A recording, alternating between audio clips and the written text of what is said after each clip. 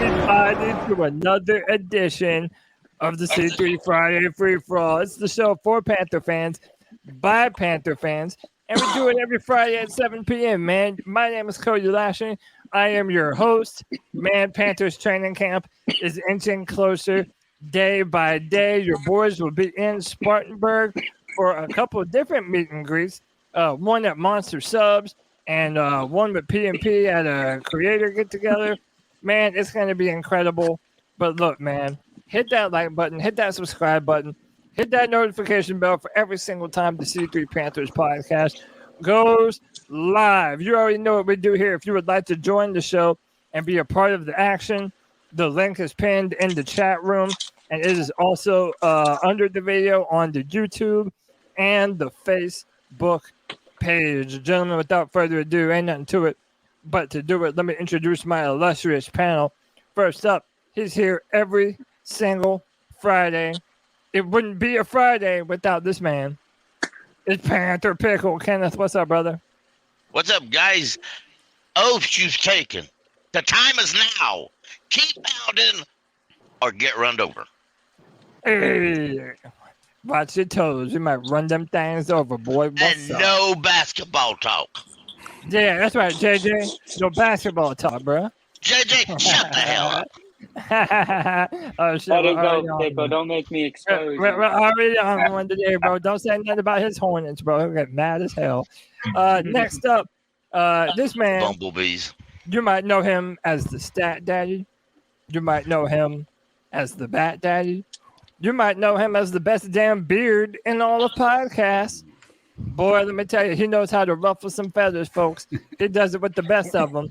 It's my man, Greg. What's up, bro? What's up, man? Check it out. I can't come on here every Friday, but there's a few good reasons to be on here this Friday. One, I got to defend my honor because I was called out by somebody who is currently not here right now.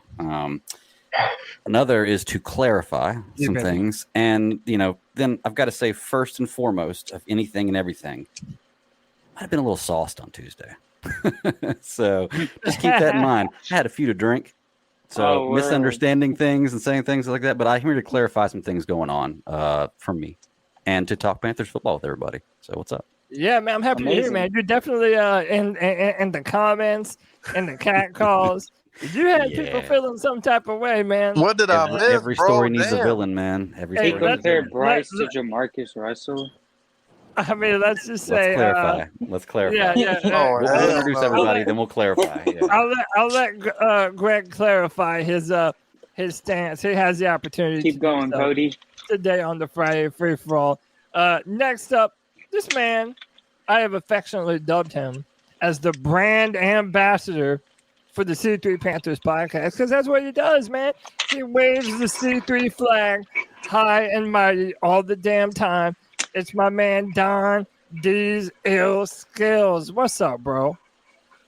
Man, just proud to be a part of another Friday Free For All, and back out here with all my friends again. C3 is having a great week. Panther Pickle led the charge with us on Spaces this week. Catch us on Mondays and Thursdays on Twitter. Come check us out.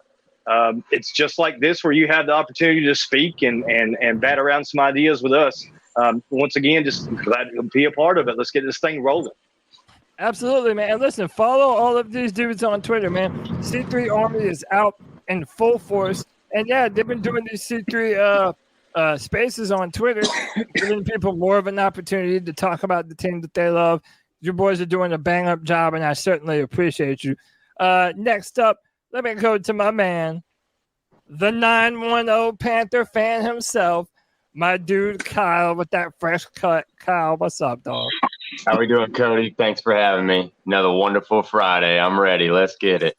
Let's get it, man. Happy to have you. Next up, and I'm wearing my I don't know if y'all can see it. I got my Clemson orange and purple on today. And I did it to piss off this next salty ass hater. He's a good friend, even though he's a South Carolina fan.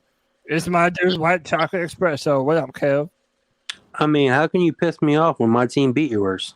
Oh, There's nothing you can do. All right, y'all said bye to Kev. Later, Kev. We'll talk to you later, bro. It's all right, Cody. You'll get him back in December. Right. Not bad. Look at my profile picture. I was trying to show us something stupid. Oh, that's one sexy right there, boy. Oh, Championship ring. oh, what am I even doing? It's a in belt, that but I photo? couldn't get the whole picture in. Well, and hey, listen, there's no copyright over here, man.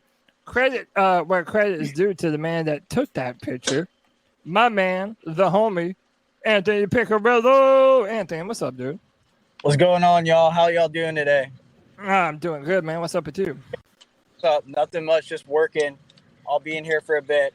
Also, where the hell is G Baby? He Right. talks all this smack, Right? and he never comes on. I don't know where he is, but good to see y'all boys today. Hopefully, it's going to be another great Friday free for all. So I'm here for it, man. Absolutely. And next up is my man, who is the man of many different jerseys.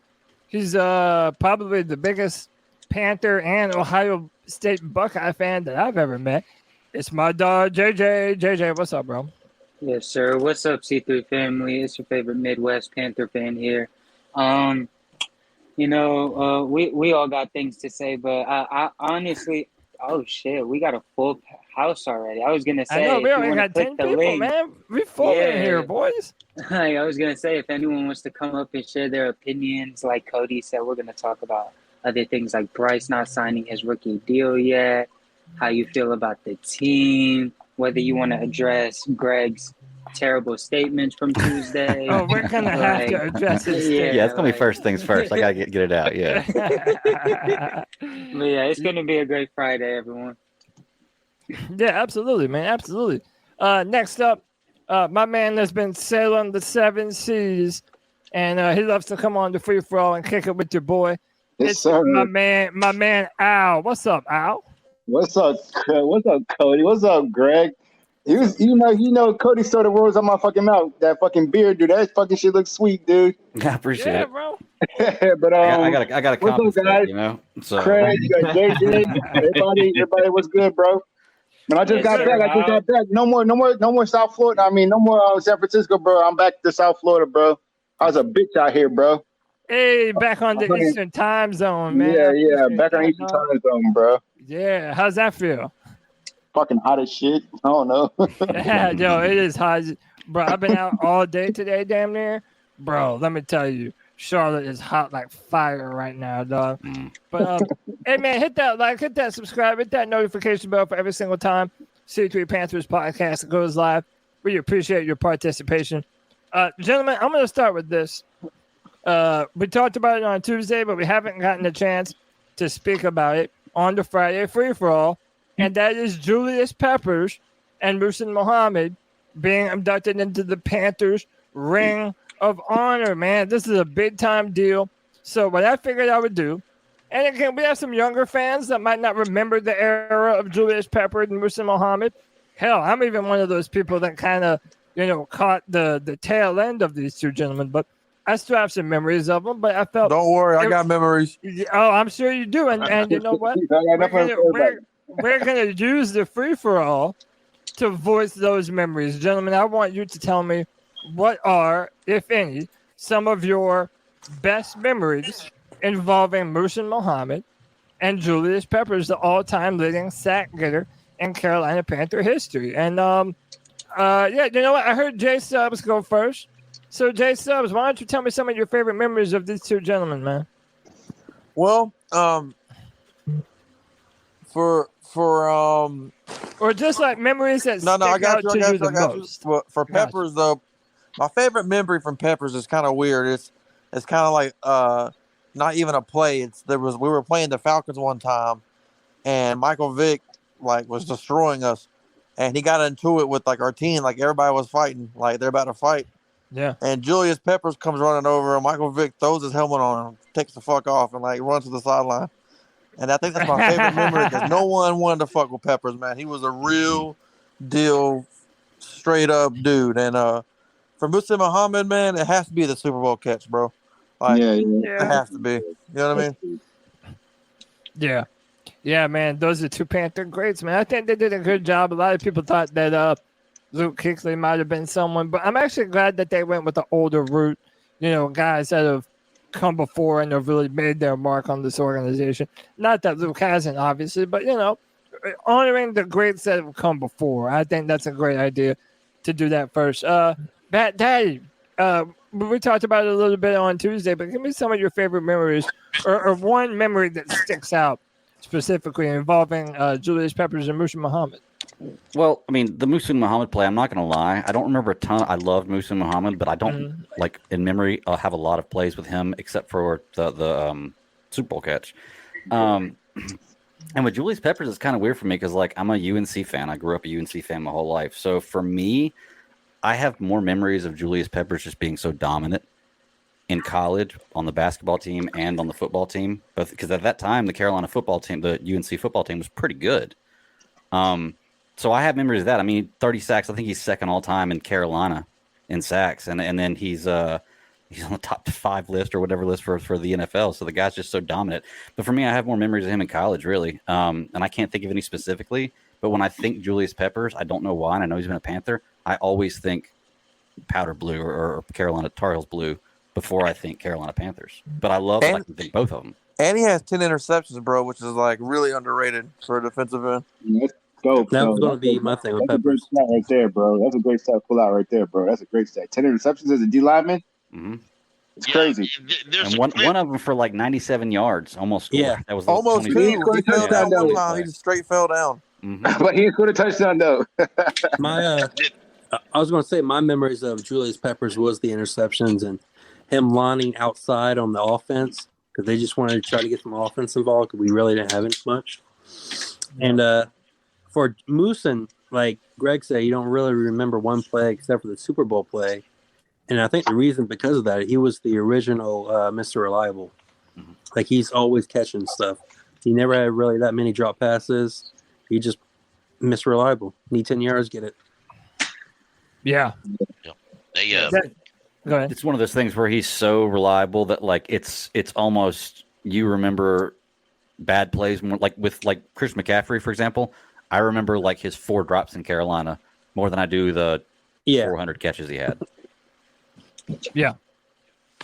My man Al, do you remember the time of Julius Peppers and Muhsin Muhammad? And if so, what do you remember most about him? I remember Muhsin Muhammad, like you said, he's just so steady that you really can't pick a play out. Muhsin Muhammad. And then Peppers, I remember Peppers, I don't want to bite off of Greg's said, but I remember him playing basketball, bro, for a lot. But I remember him playing football, but he was just so good, bro. He's just very physically better than a lot of people on the field at the time. Whatever. He was just a stud, bro. He's just a stud, dude. Yeah. I said he's literally a power forward, legit power forward. Yeah. He's 6'7". He's 6'7", 250 pounds or 270 pounds type shit, dude. It's crazy. I said on Tuesday, he reminded me of the original Myles Garrett, the type of player that Myles Garrett is billed as now. This unblockable mammoth of a man playing defensive end, fast and strong. That was Julius Peppers. He was the original athlete defensive end. Cody, even in 2017, bro, he was still impressive. He was over the hill, and he was still a better defensive end. Yeah, he was good, bro. I was so happy when we my bad, Pickle. I was so happy when we brought him back, bro.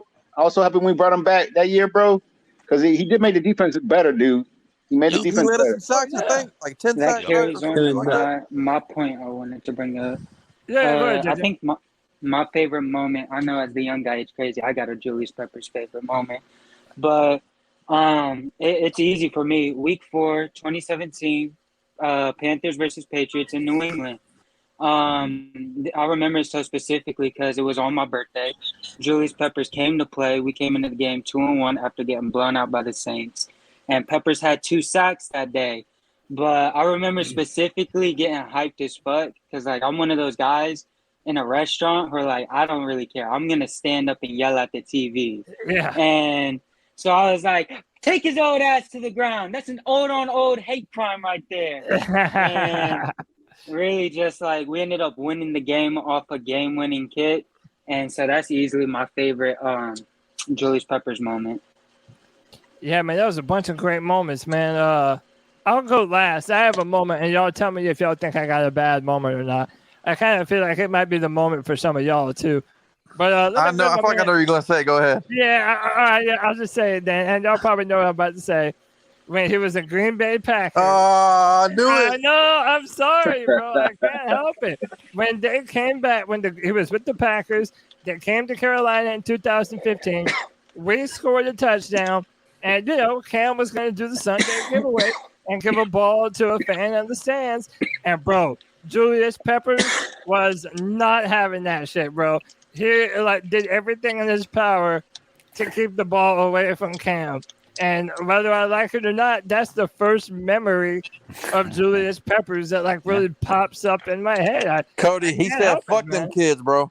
He said, "Fuck them kids." It was Also, the original Michael Jordan meme. I was going to say Moose Muhammad also, that 2004 season. He holds our most touchdowns in a season for a receiver. I just remember Moose would catch the most craziest shit all the time, bro. You wouldn't even believe it.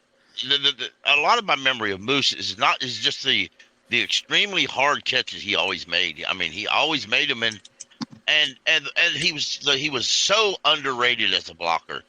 We would not have run all them yards if Moose wasn't there. Moose is the one who taught Steve Smith how to run block. Mm-hmm. Steve Smith sucked at run blocking when he come to the Panthers. Y'all believe that or not? He also told Smitty to put a hole in his. He told him how, hey man, cut a hole in your cleat. Like he taught him all the little tricks. He was a good mentor. Exactly, he did. Well, it's like hold on. What are you talking about? Cut a hole in your cleat. What's that mean, dude? I'm my bad, bro. What's that mean, dude? I don't know. Wow. He said, I don't know. I don't know. Cut a hole in the cleat? I don't know. I'd never heard of that. No, he just Steve Smith talked about how him and Musa Muhammad and Ricky Prohl really taught him all the veteran secrets, like cutting his cleat a certain way, like when he's putting it on so he can go in and out of his brakes and shit. It's pretty interesting. Okay. Yeah. We had mentioned it on the Tuesday show too, that you take Steve Smith off this roster, and I don't think you can argue against the fact that Muhsin Muhammad is the best receiver of all time in Carolina. Yeah, no question about it. Off the roster. Easily. No doubt, dude. That's no doubt. Moose was never a get the glory guy, and he really never was. And he didn't care if he was to Steve Smith. He didn't care if he was the number one or the number two, or as long as he was part of it. He's funny as hell, dude. He used to do the radio show with Frank, right? Yeah. He used to do some at WFNZ quite often, but all the former Panthers used to do WFNZ. Moose was the man up until 2004. The year after they went to the Super Bowl, Moose was the man the whole time until they went to the Super Bowl. I mean, after the Super Bowl, the next year, then that's when Steve Smith really took off, type shit, whatever. From 2005 to 2007, whatever. That's when Steve Smith really took off. But Moose was the man, bro. Moose was the man, dude. But Chicago ended it. And if I may, because I didn't talk yet, if I may, in my memory of Peppers, one of my favorite memories, and I don't know why it stands out, is we were in a playoff game, and I don't know exactly whether the call was wrong, but they ended up with 3 wide receivers on the field, and we only had 2 corners. Well, they had a safety. I don't remember the team, but there was a wide receiver lined out, and there was nobody covering him. And Peppers went from defensive end. He waved to the to Jenkins. I think it was Jenkins, or no, it was Buckner. And Buckner stepped out to play. He stepped out to play end, and Peppers covered the wide receiver. Fox in him was getting ready to do the timeout, and Peppers went like this. Stop. No, I got this. And they said, all right, fine. Pep's got it. So they let Pep do it, and he ended up picking the ball up at that point. Jerry Richardson should have never called him out the ticket. I mean, you're right. You're right. That was, and that was. You called him ticket. I don't believe Jerry. I don't believe Peppers was going to come back anyway. I really don't. But it's one of them things. If you're pretty much out the door anyway, but you want to go out nice, and the guy calls you out like that, it's like, all right, dude, fuck you. He called him out, and then the next year he was basically gone. It was like Dave Gilbert. Yeah, it was pretty much over. God, that nigga ticket. When Richardson called him out, I have no idea why I called him ticket. He didn't call him out as a play on the field. Peppers was never an outspoken, forceful type of leader. Right. But they wanted Peppers to do that. They wanted Peppers to be a Luke Kuechly on the field, and that's just what New Peppers was. Yeah, Peppers wasn't. He wasn't too good in front of the microphone. No, All right, he wasn't. They they wanted him to be that way, and that's what Muhsin Muhammad was though. They wanted him to be a more vocal leader than he was, but I feel like that's kind of unfair. Like imagine, imagine telling Luke Kuechly to be a better leader. Like just because he's not the jump up and down, rah rah rah, shove you in the pads type of player. Yeah, that doesn't mean that he isn't leading in his own way. But I get there was a whole conversation about him. Look, let me ask this to either Anthony, Don, or 910 Kyle. Do any of y'all have any things that you want to say? Because I got someone waiting in the background. Y'all already know who showed up. And I know Greg has some things that he wants to get off his chest. We're not going to put it off too much longer, but I want to give everyone an opportunity to speak their mind about this. So, Anthony, Don, or Kyle, go ahead, man. The floor is yours. Yeah, I'll go real quick. Obviously, I'm only 20 years old, so I wasn't I don't really remember Peppers that much, but I do remember my dad taking me to games when I was 5 and 6, and he was one of the probably top 2 players on our team during that time. But I do remember in 2017 watching us play the Packers, and it was the week that Aaron Rodgers came back after he broke his collarbone. And he threw 3 interceptions, which is that's the only time he's ever thrown 3 interceptions in a game, I think. And I just remember Peppers had 2 sacks. So from my memories from Peppers, I mainly only remember really remember the season he came back that year, but I think he was our best pass rusher. So he was still playing at such a high level at such an old age. Moose, I don't remember at all.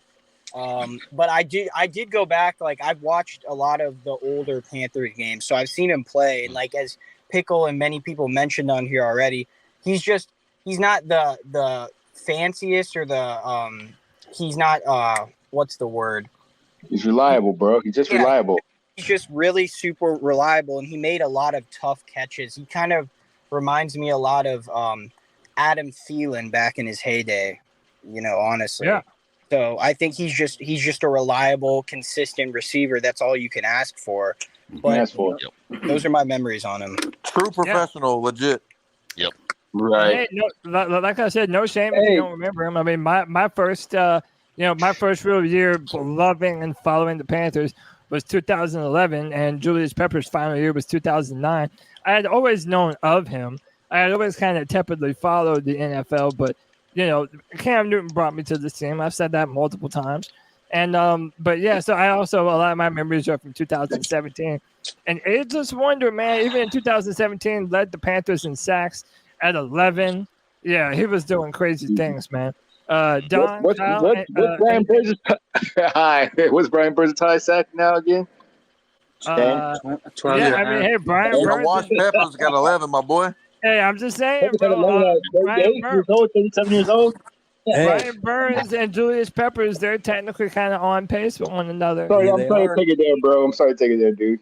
I'm just saying. Peppers did his best when football was football. Yeah. Let me stop and run too. Dude, Brian Burns can do fucking Peppers' jock strap, dude.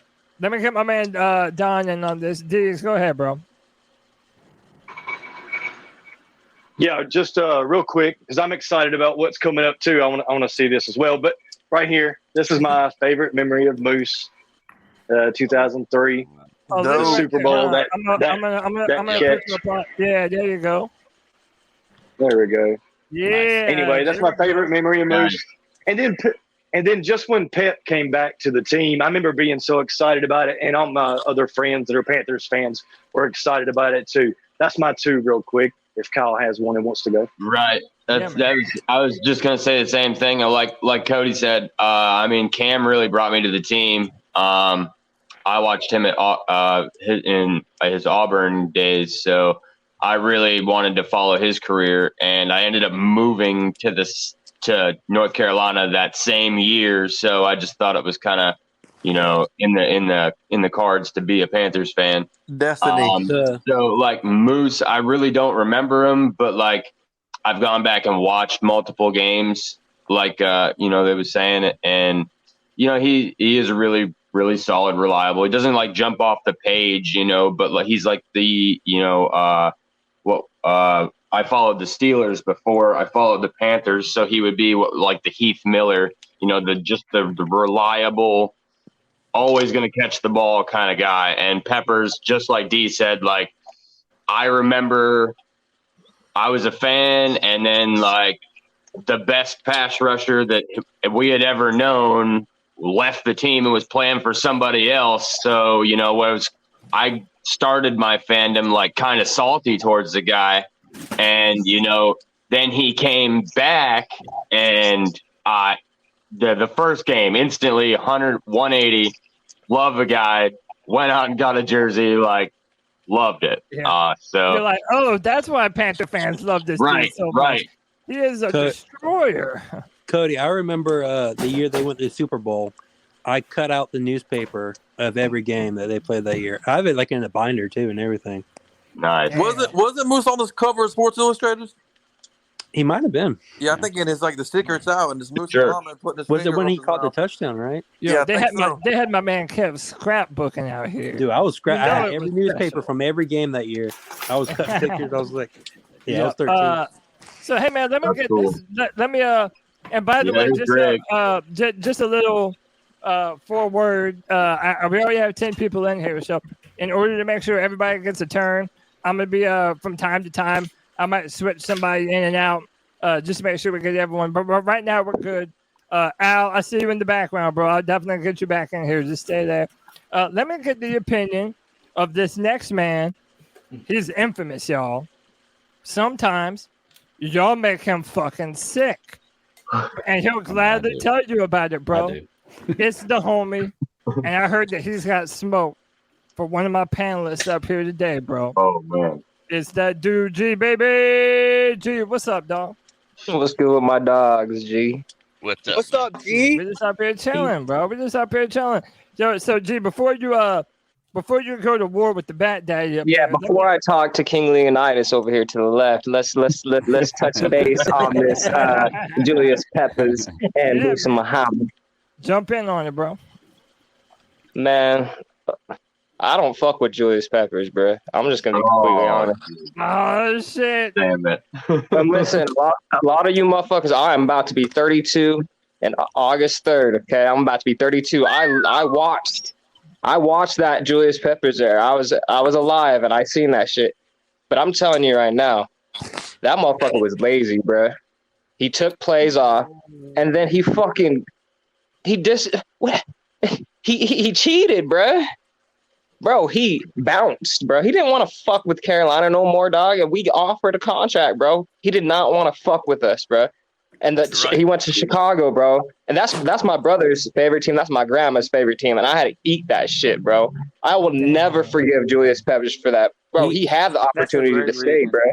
He saw. Like, I will never fuck with him ever again, bro. A lot of people feel the way that Peppers, he saw what was coming, man. Peppers let everybody know he wanted to leave Carolina because he wanted to play in a 3-4. And Fox was never going to move to a 3-3-4. Never. And Peppers wanted to go to a 3-4. And if he would have went to a 3-4 team, it would have been easier for fans to handle. But instead, he went from a 4-3 defense to an identical, very close to the same defense he had in Carolina in Chicago. That was like slapping your mama in the face. That was like your best friend walking into your house. He didn't like how Jerry called him out. That's what it came down to. He didn't like what Jerry said about him. That was it. No. Did he leave in the 09? So, because I remember what I really started remember watching was I remember 08, we went to the playoffs and lost to the Cardinals, right? And Jake Delhomme was the quarterback. I was at that game. That was awful. At that game. Okay, yeah. So then the following year, did he leave? Let's not revolve that game. Did he leave after the 09 season? Yeah, his final year in Carolina was 2009, and he came off of 10.5 sacks that year. So he had a good year, but he knew Cody. To be fair, he knew Jerry Richardson was about to pack it in for a year too. Yeah, he knew. That's he my knew point. that. So like G has Yeah. in a way you have to kind of to G's point, you kind of got to feel for him that we were going under that like little 2-year rebuild kind of thing going on after we had that. No, Bro, fuck that shit, man. Fuck that shit. I didn't even. No, excuse Listen, me. It wasn't y'all. a rebuild. It was about Jerry Richardson saving money because he didn't want to give the players any money. During the lockout, Thank you, Pickle. That's all that was. Thank you, Pickle. Jerry Richardson cut a shitload of fan loyal players, players that made keep pounding what it was. He cut them all so he could save his almighty dollar and he could suck ass to the NFL. Yeah. For the That's all lockout. that shit was. And gave It was Jake no Delhomme more an than that. extension. Jerry Richardson told John Fox, "You might have a Hall of Fame, you might have an excellent staff, but fuck them. They're not getting the money you want." All right, so then, Pickle, with that said, does it make his move seem a little bit more understandable? Like, okay, and the fact that they went, 1-15 or 2, like in 2010, like they did end up tanking the very next year. If you thought that it was a sinking ship, I mean, technically the man wasn't wrong, you know? Right. Dude, they cut everybody, bro. Yeah, I'm not saying that Peppers was wrong. But- I mean, Peppers knew what was coming. But you remember, he wasn't as But he dumb did as get some offered a folks thought he was. contract the year before, though. But So y'all He remember Steve Smith interview? Bro, he did not want to be in he wanted Carolina, to leave. y'all. I promise y'all, man. That shit broke my fucking heart, bro. me too, Neither bro. did Like that Steve shit Smith. broke my fucking heart. I'll never forgive him. And not only that, my favorite, and this is just me, y'all. And this is just what I've seen with my two fucking eyes. The two best defensive players I've seen for the Carolina Panthers, bro. There's two, bro. It's Luke Kuechly, bro, and John Beeson, dog. Those are the two greatest defensive players I've ever seen with my two fucking eyes, bro. Yeah. I Beeson was a promise beast, but y'all, as soon bro. as we got rid of him, he fell apart. It was crazy. Bro, John Beeson was injuries, bro. Hurt him towards the end of his career. He But was bro, a beast, John Beeson was Luke Kuechly before Luke Kuechly, y'all. I promise, bro. Let me get Kevin on this. Go ahead, Kevin. I was going to say, Like Luke. Do you guys have you ever called Luke Kuechly lazy? Never. Never. Never. Hold on, let me let Kev get on. Go ahead, Kev. I was going to say, Steve Smith did an interview with Club Shay Shay where he said he wanted out of Carolina now. Do you hate him the same for Peppers? Exactly, and he blamed Gettleman the whole time. Man, that fucked up. Yep. That's kind of fucked up. No, that was on Gettleman. I hate Gettleman. But he said he wanted out, though. So, I'll just flat say it. And he made it seem People like he say was you getting the shouldn't boot. hate anybody. I hate David Gettleman. If I saw David Gettleman, I'd slap that. Oh my God! Thank you, Pickle. Thank you, Pickle. Because what he did to Josh Norman, I'll never forgive him for that shit, bro. Yeah. Oh yeah. What he did to Josh Norman fucked us up, bro. We went to the Super Bowl, and he took that Super Bowl team, and he like the whore in the park. He bent them got over lucky, bro. and strapped her down and let everybody have a turn. That's a It fact felt like what he did. He ripped this team apart because he was so smart. He knew what he was doing. It felt like Steve Smith was telling us that he was getting the boot, but he was trying to get his way out. He was Mitch Kupchak. By the way, he was Cody in fantasy. Shut up, Kevin. So while we're talking, speaking of Josh Norman, this is Cam Newton and Josh Norman doing a kickball competition between the Newtons and the Normans. But yeah, man. I mean, listen, I just wanted to give everybody an opportunity to speak on. That's so crazy to me, bro. I know. I love that they're still friends, man. Like that's a real friend when you're able to fight with a dude, and then later y'all are still cool all that years later. But that's how you know we got some friends on the Friday free for all, Isn't his because don't we've he own been the fighting all coffee the shop? time on this bitch. Don't he own a coffee shop right next to the cigar factory or a cigar store by Cam? I think so, man. He was Josh working Norman with- has a few different businesses. It was like right across the street from Cam's cigar place. Yeah. All right, so look, here's what I'm gonna do. Let me pass the mic to my man Greg, because my man Greg ruffled some feathers the other night, and Greg, man, you really had some people really upset, man. And but you said that you felt like you were a little bit misunderstood, so I'm gonna let you have Defend a chance. yourself. to clarify your statements before everybody jumps on your ass. So the floor is yours. But what did you say first of all? I didn't hear it. Yeah, that's okay. That's the first thing I need to figure out. But let me just put this out there, and then what everybody wants to say, I'll defend as well. Okay, so first of all, I've never said Bryce Young was garbage. Okay, and I'm not backing down on this. Okay, I've never said Bryce Young was garbage. It's never. You can look it up. It's never ever happened one time. Yes, I wanted to see. That's fucking bullshit, dude. That doesn't mean that I said Bryce. Let me finish what I'm saying. I've never said Bryce Young is garbage. However, let me just tell you, I promise I will let you have all the time in the world to respond to Greg however you want to. Let him get this off his chest, and then y'all can have at him if y'all see fit. Go ahead. Okay. Never said he's garbage. I've said that I think that he might have what he needed to succeed. You can go back and look at it. I've said he might have what we got, okay? What I'm saying is I don't have his balls on my chin right now, okay? Because I've not seen him do it. And that was my comparison with Jamarcus Russell last week. Now, once again, I was a little drunk. Okay, so I may have misspoken on something I said, but my stance is I have not seen him do it. There is nothing that is bad or going to come to be bad from Bryce Young succeeding. That's all good for me. I want him to do it. And I think that he's a talented guy and he could. Yes, I wanted CJ Stroud over him. That doesn't mean I think he's garbage. I have never said that, okay? I've just said I have not seen him do it. And that brought me to the Jamarcus Russell comparison. And that was what I meant when I said that. Because when Jamarcus Russell came out, everybody thought he was the shit. It was it. There was nobody better than him. The guy could throw the ball 70 yards on a damn knee. On one knee, okay? So don't anybody tell me they didn't think Jamarcus Russell was going to be the most dominant quarterback probably to ever play in the NFL, and he came in and was a bust. And that's all I'm saying, okay?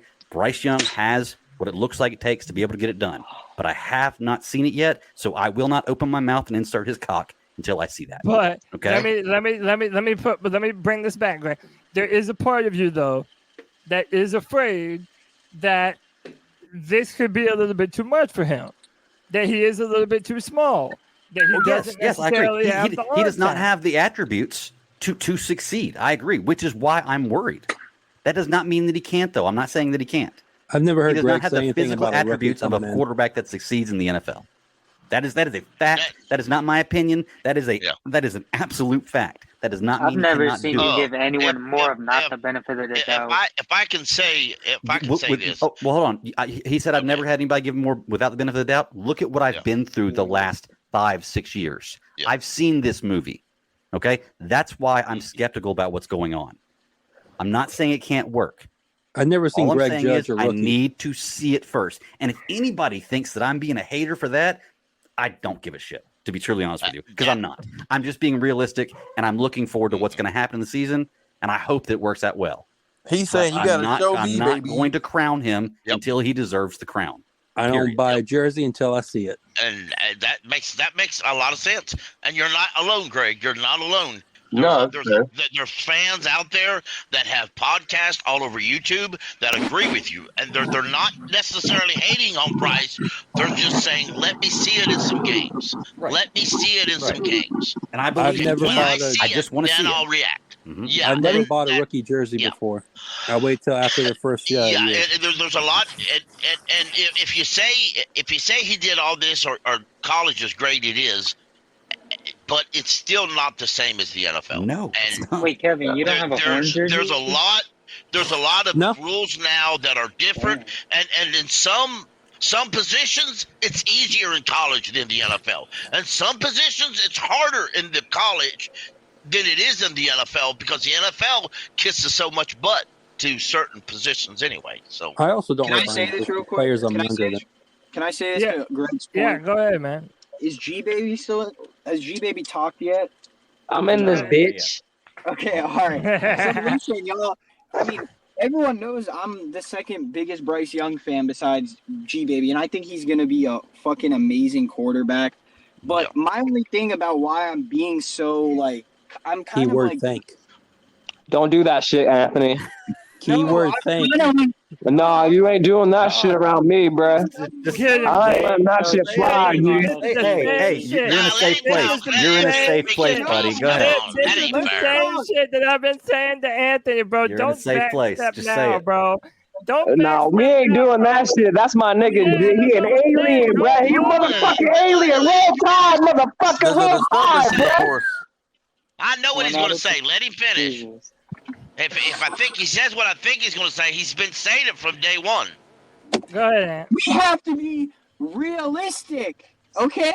Like, y'all are expecting 4,400 yards, 33 touchdowns, 5 interceptions, but the reality is that this defense is not that good, and that he's still a rookie. Okay, I'm going to be praising this motherfucker after year 2. If he does what he does this season, if he wins the games he's supposed to, even if he's a game manager at best year 1, that doesn't mean it's a disappointment. You just have to limit your expectations a little, because I just don't want people to get completely disappointed when he doesn't reach such a high mark that we're setting. And this is coming Hey, Cody, who's been saying that the whole offseason?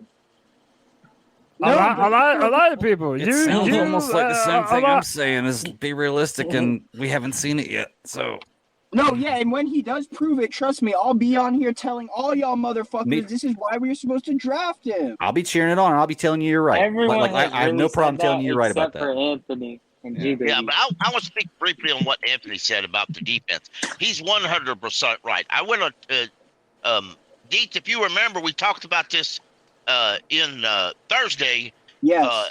Because in spaces, because the defense, folks, you got to remember something. Whether we like him or we don't like him, J.C. Horn and Dante Jackson are our starters, and they both have had a history of injuries since they come in the NFL. Now, let's understand something. We know injuries happen.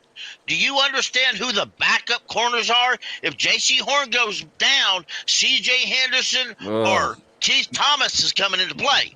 If Jackson goes down, the same Barbecue thing. chicken. God forbid both of them go down. And the only true pass rusher you got is Brian Burns, a guy G-Baby don't like any damn way. So I understand what you're saying. Bryce Young may break the rookie passing record because he'll be only damn guy on the field. Our defense is going to suck ass.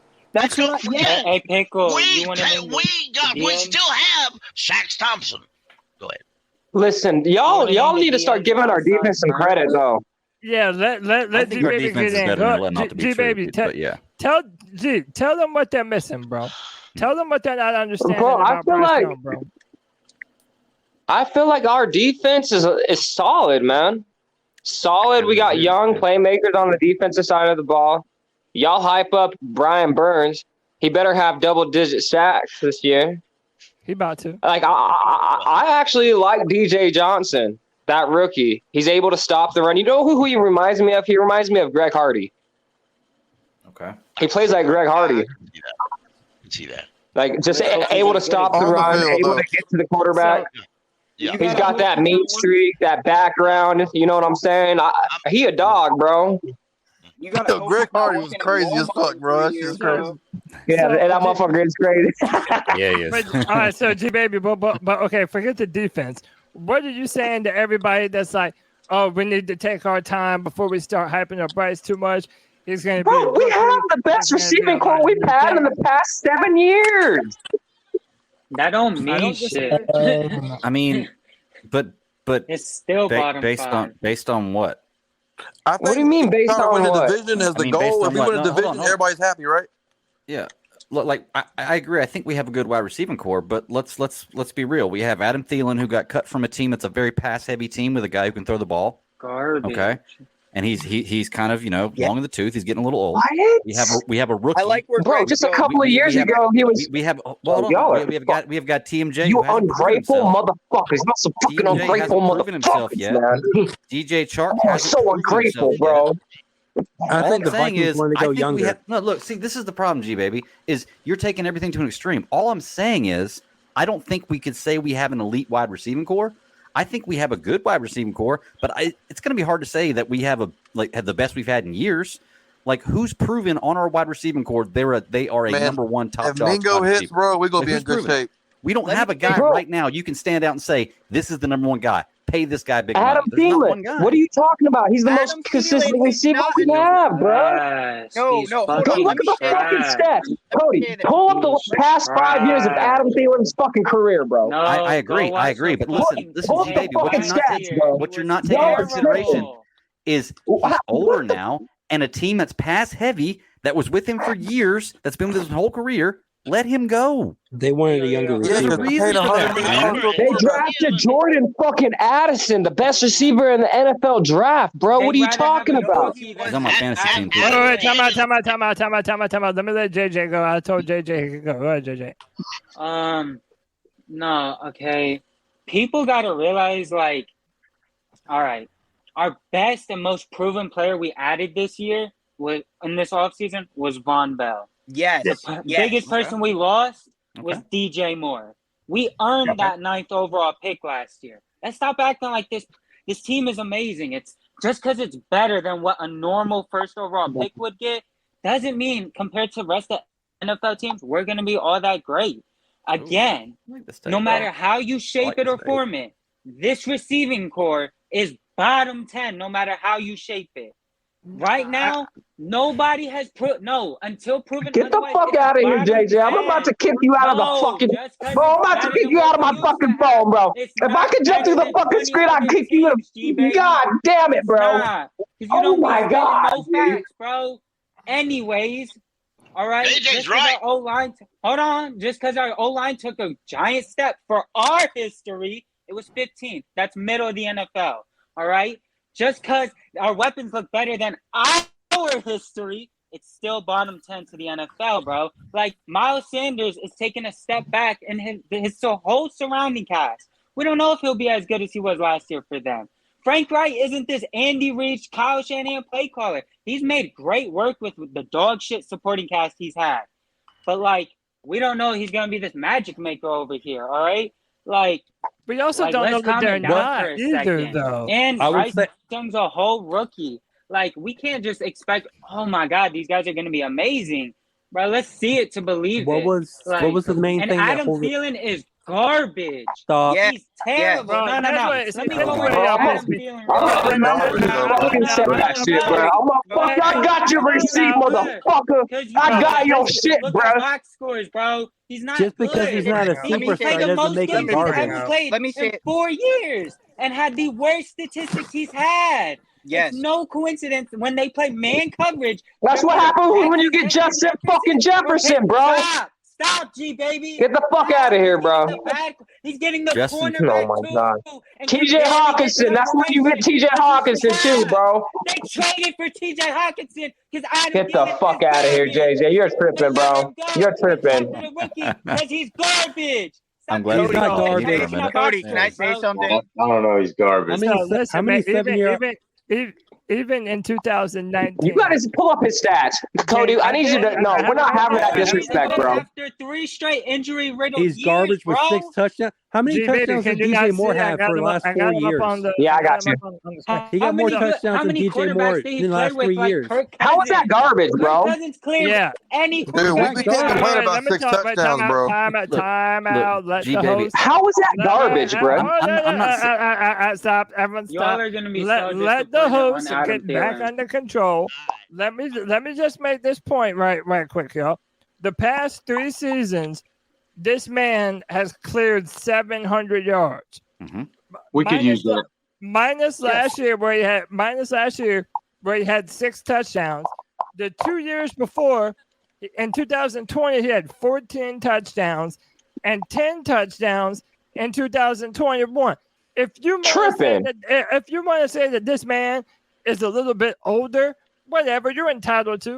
But you're not about to say that my man is trash. Look at all of his efficiency. Look at all of his games. Yeah, I don't think he's not trash. you pick with I don't think JJ. he's trash.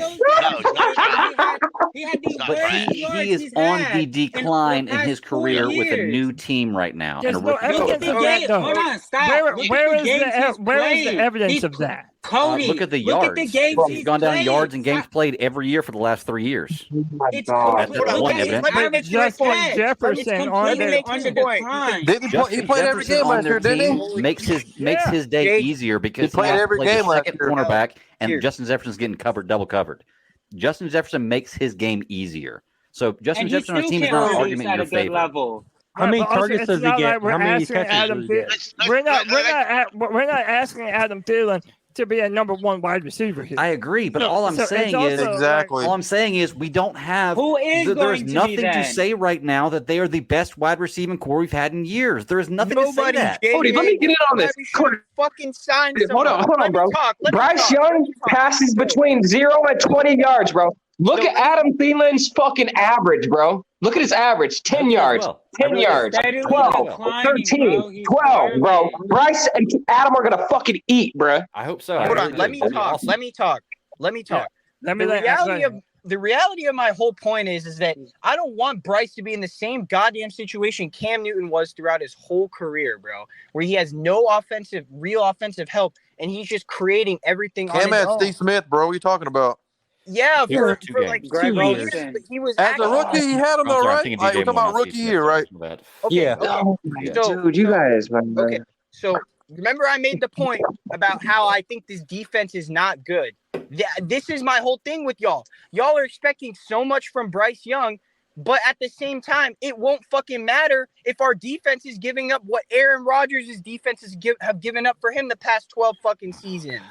It doesn't matter. It doesn't work like that. It's a team sport. So in reality, Bryce Young can be amazing, but he's not going to be able to do everything. And to JJ's point, yes, he's correct on this. On paper, this is a bottom 10 wide receiver unit. As much as I loved watching Adam Thielen in Minnesota, he did have a solid quarterback. And yes, Bryce Young can be good, but this dude's 33 at this point. Julio Jones, one of the top 7 wide receivers of all time, is out of the fucking league by age 34. It's just, this is the age where wide receivers fall The off. unathletic wide receiver, too, by the way. Like, Yes, and he's wide even as more hell. unathletic than Julio Jones was. So I just don't get this whole thing. Like, Julio I Jones get more we can be athletic than Jerry Rice. I get we can be optimistic, but I just feel like y'all are going to be disappointed when Bryce just has like a solid rookie season and not. That's what we expect, bro. We're not expecting a Super Bowl. No, but see, this is the deal. Yeah, but hold on. Let me say something that demo. Let me say something that demo. Cody's just speaking hyperbole. No, let me say something that I'm gonna let my man Justin in here and get off. What I'm saying is, y'all claim to have realism, like y'all have more realistic standards. They and are. All you're doing is basing your opinion on the name Back value averages. that, Averages. that these receivers have acquired thus far. To say that no matter what way you slice it, they're bottom 10, that there's no way they can be one of the better receiver units in the NFL. One, y'all are completely negating all of the work that a young player has to do to become their best self. Preach. Continue to preach. Through Pastor. terrible coaches, Continue, Pastor. through terrible game plans. They've dealt with injuries. You have to let these guys be in an offense that will let them use them to the best of their abilities, man. We have so much high-end talent at every position at wide receiver. There's not going to be a lot of great options on who to cover. Are you going to double DJ Chark? Fine. Now Terrace Marshall Jr. Who's and doubling Adam DJ Thielen are Chark? open. There are options. And whenever you have a quarterback that spreads the ball around, like Bryce Young, that is the best scenario for all of them. So don't tell us optimists that we're being unrealistic just because y'all don't have high expectations. But that's for why it. I said until proven otherwise. Nobody is doubling DJ Chark. Are you fucking kidding He's me? ass. Cody, They got to Can double I- someone. What the fuck are you talking about? Can I say something real quick, Cody? Play him one-on-one, straight up. I'm giving Can I an kill your argument? example.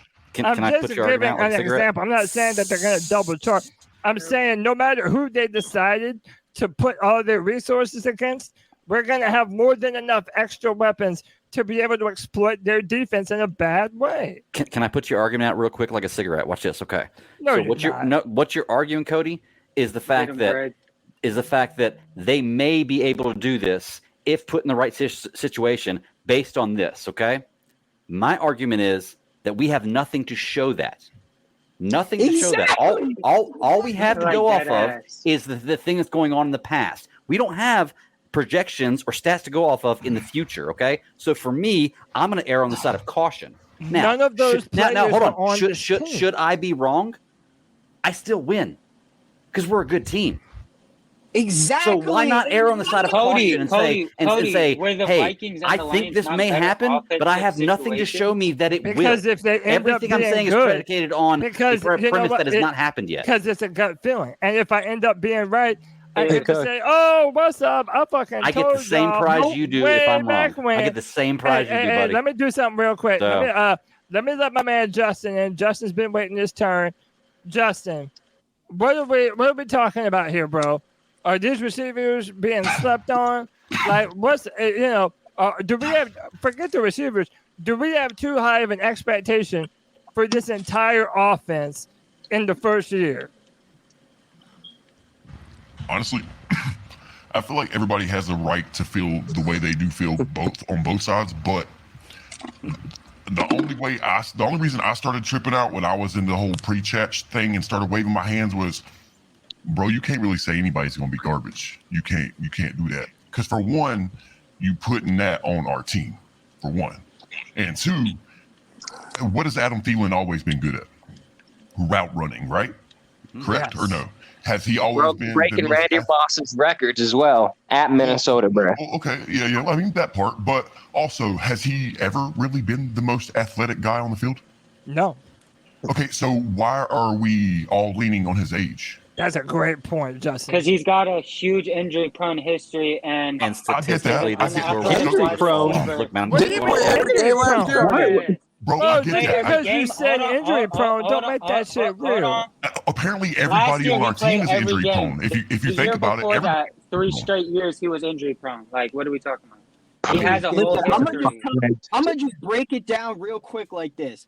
This is how it's gonna go. Our offense is going to have to carry the load because Bryce Young, yes, he's going to be great. I think he'll be great. But guess what? The defense is going to fall off a cliff because that's just our fucking luck. They're not going to be able to stay on the field, or they're not going to be able to get on the field. Bro, y'all sound like some hurt-ass girlfriends right bro, now. I know, like someone fucked they bitches or something, bro. Y'all some soft-ass motherfuckers, man. I can't, some of y'all make me motherfucking sick, bro. Cody, get him, bro. I never knew that. Bro, y'all sound salty than a motherfucker out here. I never knew so many people love Kirk Cousins so much. Come on, man. Yeah, right. Like, what are we saying, bro? I didn't know people love Kirk Cousins is Kirk Cousins not clearing any quarterback we've had the last 5 years, though? Did you see how hard our defense was on the field? Bryce Young should be better than him. You saw how our defense was on the field last year? Oh my Who was on the field? Our defense, the reason they keep getting fucking hurt is because they're always on the field. If we got a quarterback that's a good time manager, a good strategist, they're not going to always be on the field. We can reduce our injuries. We're all all the negative shit, like we're sleeping on what could be, and we're all like looking at what's happened. Not and let me ask you, Can I ask a question, right?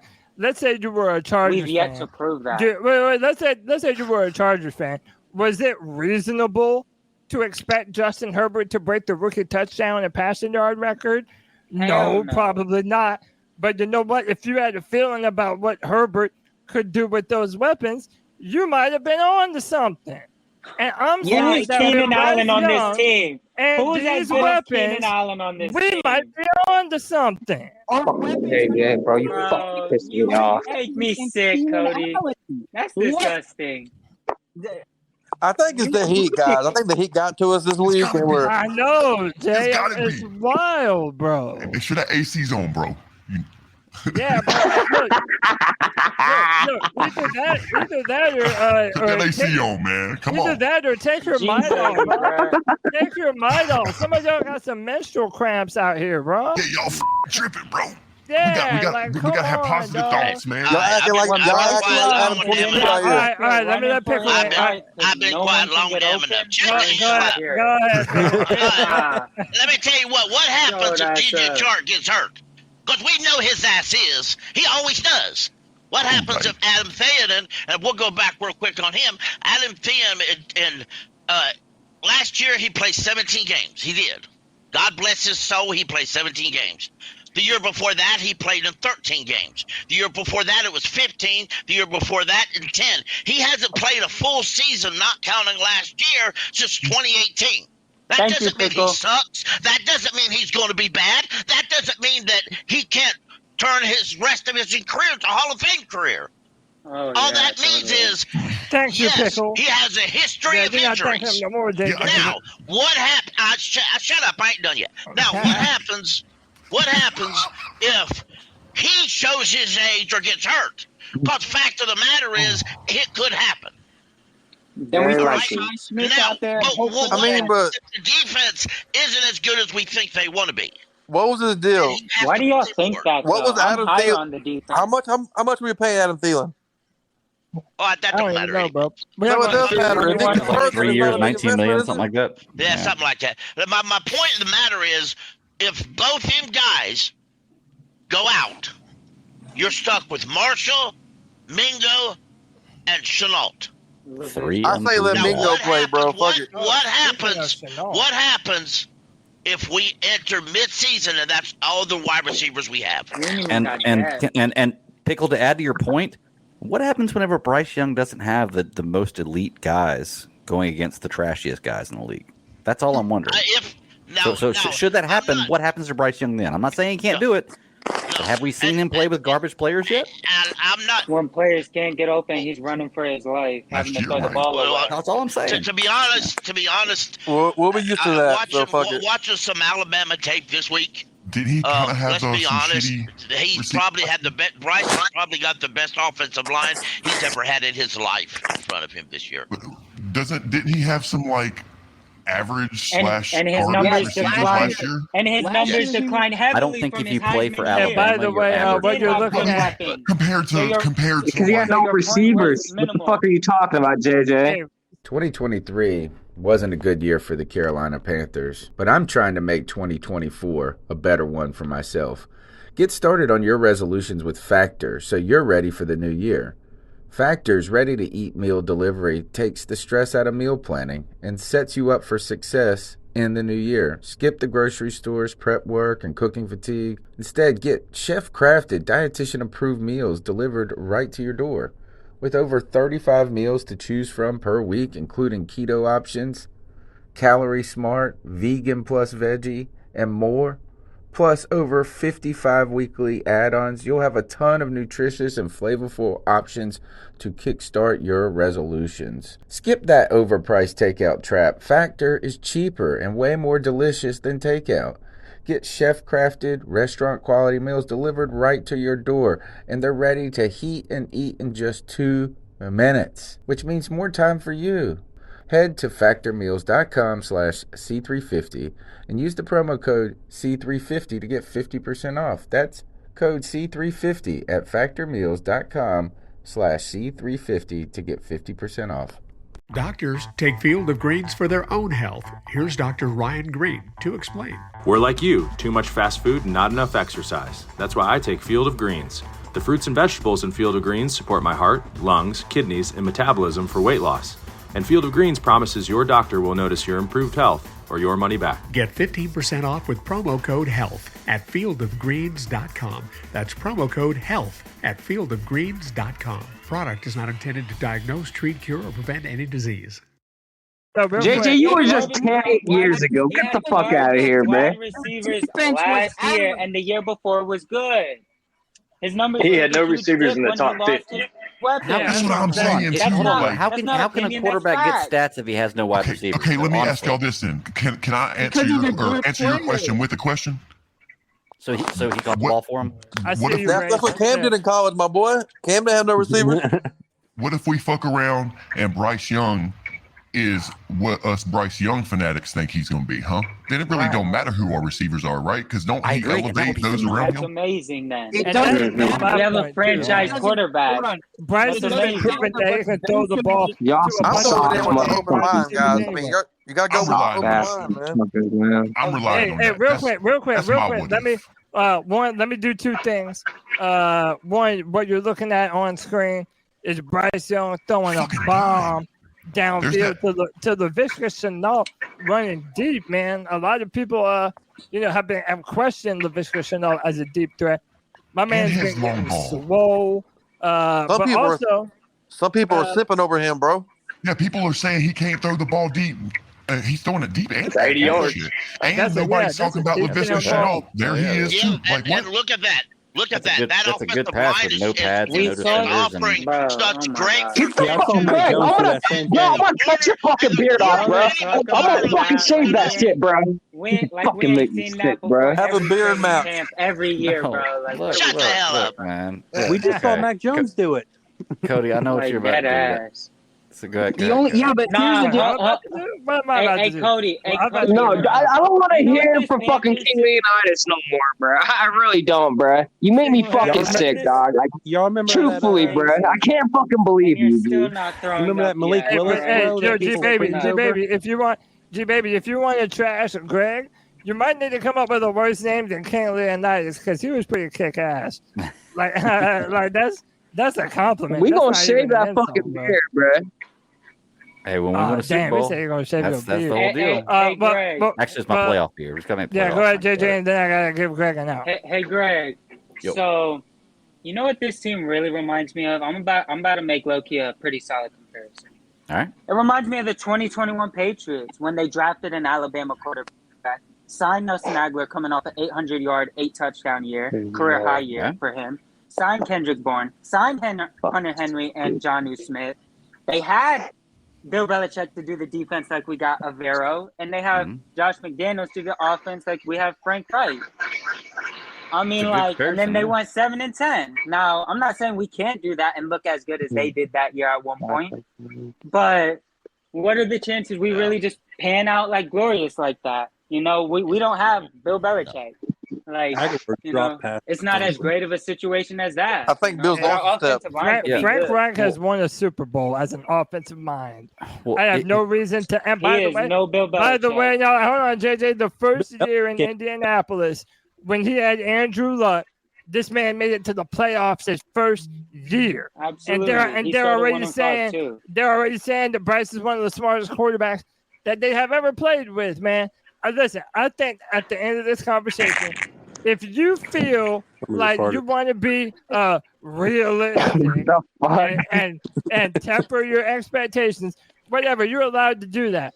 But don't piss in our cereal and tell us that we're not allowed to be Not even excited piss, fucking about diarrhea. Like, what the about fuck the is that? possibility of what this team can be, man. We didn't put piss in your cereal. No, we no, put no, 2% milk in it. No. And this is what people who are And you're defeated crying do. about it. This is what people who are defeated do. I'm not pissing in your cereal by giving you facts. Exactly. If the facts fuck with your narrative and they get you all pissy, that's your problem. I'm not pissing on your narrative by giving you. What does facts, Jamarcus Russell okay? have to do with Bryce Young? That's the most ridiculous comparison I've ever heard, and that's not a fact whatsoever. Y'all are missing. Hold on. Because I said this earlier. I very clearly explained this earlier. Don't fucking blame all the alcohol, Jamarcus bro. Russell and Bryce Young have You a nothing to grown do with ass each man. other. You should be able to control your motherfucking self, bro. Let him get off. Control myself, bro. What are you talking about? Let him get off. Jamarcus Russell and Bryce Young have nothing to do with each other. I said this earlier, and I thought I said it very clearly, but I'll state it again. The reason why I even brought Jamarcus Russell up was because when he came out, everybody thought he was going to be the best thing that ever happened in the NFL. Nobody can deny that. If you were around then, nobody can deny that. Period. Okay? He was hyped. And he was a bust. Athletically. All I'm saying Not is mentally. the reason why I made that comparison was because everybody had that with Jamarcus Russell, and he was a bust. Meaning, if everybody thinks that this is what happens with no proof, it doesn't mean they're going to be right. That is the comparison. I don't need to explain it again because I think that's pretty clear. I mean, that's it. I'm not saying they're the same guys. I'm not saying that one's better than the other. All I'm saying is sometimes when everybody thinks it's a sure bet, it's not. Alex The Smith. only comparison. Yeah, two things before Greg goes. Okay, the other thing, like, I get what he's like. It's not hard to get what he's saying. Like, the reason I wanted us to draft Bryce Young is because he was the best player in the draft and he gives us the best chance to win a Super Bowl. Okay, I just want to confirm what I thought. I just need to see it first. Just give me a couple games, then I'll be popping bottles of champagne through week 7 and shit like that. Agreed. It doesn't matter. Like, and then Cody, what your argument is, you're just hoping they can be this.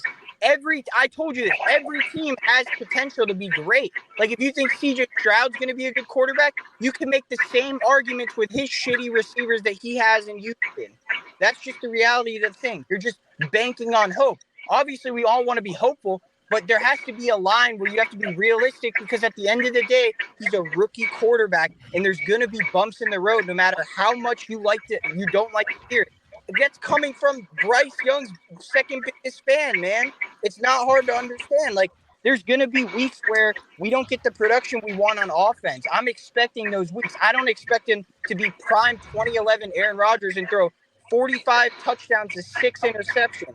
That's just not how it's going to go. All right, you know what? Hold that thought, Anthony, because there is one way in which I agree with you, and you might be surprised, but we'll get to that in a minute. First, let me give Greg the opportunity to plug his stuff. He's going to do his show tonight. Greg, tell them where they can find what you're going to do, man. Yeah, actually, we're not doing the show tonight. We're taking a couple weeks off. We got some babies being born and a lot of work going on and cons and training camp and everything. Ross so has we're just baby kind of coming soon. Yeah. Oh, man. But he does. It's pretty soon, so it's gonna be fun. Well, at least. Shout out to Ross. Yeah, shout out to Ross. But yeah, you can find me at Geeks Chasing Squirrels across the multiverse. We go live on Fridays at 9 p.m. Eastern Standard Time. We're talking about all kinds of fun stuff, all the good shows that are on television, the good movies that come out, books. You know, we have guests that come on all the time with their own creation, comics, IDW, and Image, and all kinds of fun stuff. Kickstarters, we try to get those going. But usually it's live on Friday at 9 p.m. We're gonna take a few weeks off to get some family stuff straight and do all that stuff. So we'll be back eventually. But other than that, you can find me on the C3 Panthers podcast, because I'm not even going to plug my Twitter handle anymore, because I just don't get on Twitter anymore. Like, it's just, life is so much better without it. I'm telling you, it's so much better without it. Leave it for us degenerates. For Greg. Quick question for you, Greg. Are you going to see that new Blue Beetle movie? That looks good. Of course. Have you heard of it? Okay. Oh, yeah. Okay. Hey, have y'all seen the clip of him rapping? Wow. No. The guy who plays Timing? Yeah, I love that dude. He's like, if y'all have seen Cobra Kai, he's he's in Cobra Kai. So all right, Greg. He can spit. And look, I'm sorry if I piss anybody off. I don't care. I'm not going to change my opinion. Never be sorry, Greg. I have made my stance, and this Greg. is where I stand. And I feel like you can go back and check any tape beforehand and disagree. I may have misspoken on Tuesday about the Jamarcus Russell thing, but that is where I'm talking with the Jamarcus Russell. That's the comparison. Beyond that, I have made it clear. And if anybody wants to come at me after that, oh well, let's do it. I'm down. So, all right, Greg, do the And man. you can stay on that motherfucking hill all year long, motherfucker. How about that? Yeah, week 9, G baby. All year long. Kill Greg's good. 9 All right, to play G baby. We got 6 hard weeks. All right, Greg, I appreciate you, brother. All right, catch you man. next time, bro. Later. All right, peace and love. Hey, let me Somebody echoing. Yeah, hey, listen, again, if I switch you into the background for a minute, don't leave. Don't take it personal. I'm going to get you back in. I got to switch people in and out because we're at our capacity at 10. Don, I'm going to drop you for just a minute, but stay in the background, brother. All right, let me bring in, first up, he said you might have some bad reception, but we're going to go to him and try it anyway. From the 704 Charlotte Bound Show, my man Ray Pat Bone. Ray, what's up, dude? Yeah, Ogie. Appreciate it. Tell him what you think, Greg. How you doing, bro? Man, honestly, like, I don't have a whole lot of time, and the reception might be shitty, so I think the one thing I'm focused on, if you can hear me, is, are we really this high on our damn wide receiver room? Like, what am I missing here? Like, no disrespect. I feel like I have to say it. I feel like anytime I'm honest. I feel like anytime I'm honest, I always have to say no disrespect. So again, no disrespect because this is my squad. I have high hopes for Thielen. I had high hopes for this entire wide receiver room. But there's a reason why the last weeks I've been saying if Hopkins doesn't want some obscene money, and even if he does, if the team wants to do it, we should take him because everything that everyone's just been saying these last few minutes. I'm pretty sure Pickle just said something about Shark, and if he's getting injured again, which is, I mean, it's a very good possibility. We're banking on a lot of things not happening that have been happening for the last few years. So we're basically looking at a wide receiver core that has had some issues, whether it be availability, injuries, whatever. And we're just turning a blind eye all to that because, and I'll use a saying from my boy Twan, just because they're putting on a Panthers jersey, we're just forgetting everything that has been going on. And I feel like that's the problem right now. I will say, yeah, I'm for bringing in Hopkins, but he's had some trouble the last couple of years too. Yep. Yeah, I guess to just more to my point, it's not even really just strictly about Hopkins anymore. It's just the fact that with this wide receiver room needs a little help. Like if we really think that this is the end all be all, then I don't. I'm just saying, like everyone's like expecting the world from Thielen, and it's just like even y'all just had the numbers up. Those are not world-beating numbers. Those are not like absolute number one receiver numbers. So we have high hopes for TMJ, and we have high hopes for this, that, and the third. But I mean, when has the last time a paper championship gave us, especially anything? You know how many years I've sat here and had the conversation? Oh man, on paper we look so good, or oh this looks so good, and then the season starts and we go 5-11. Like what? Yeah, but again, my counter to that is that we did not have these players or this quarterback or this coaching staff when y'all bring up all these other years where you're. I understand that, but so then. I understand that, but now hold tight, because to Cody. So I understand that, but now with all this new shit, we're just gonna go out and hit the ground running. And you see what I'm saying? Like I don't know who it was that said it.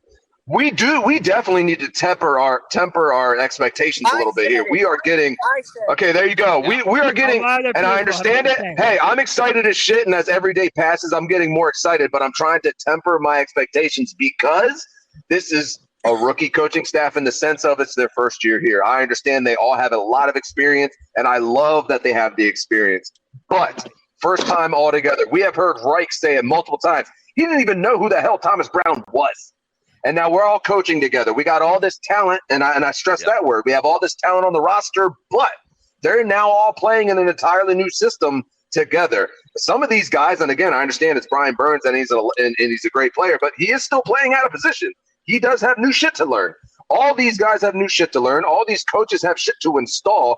And we're just sitting here, prior to training camp, and we have all the expectations in the world. I think I just saw somebody in the chat at like maybe 5-10 minutes ago say we're going 13-4.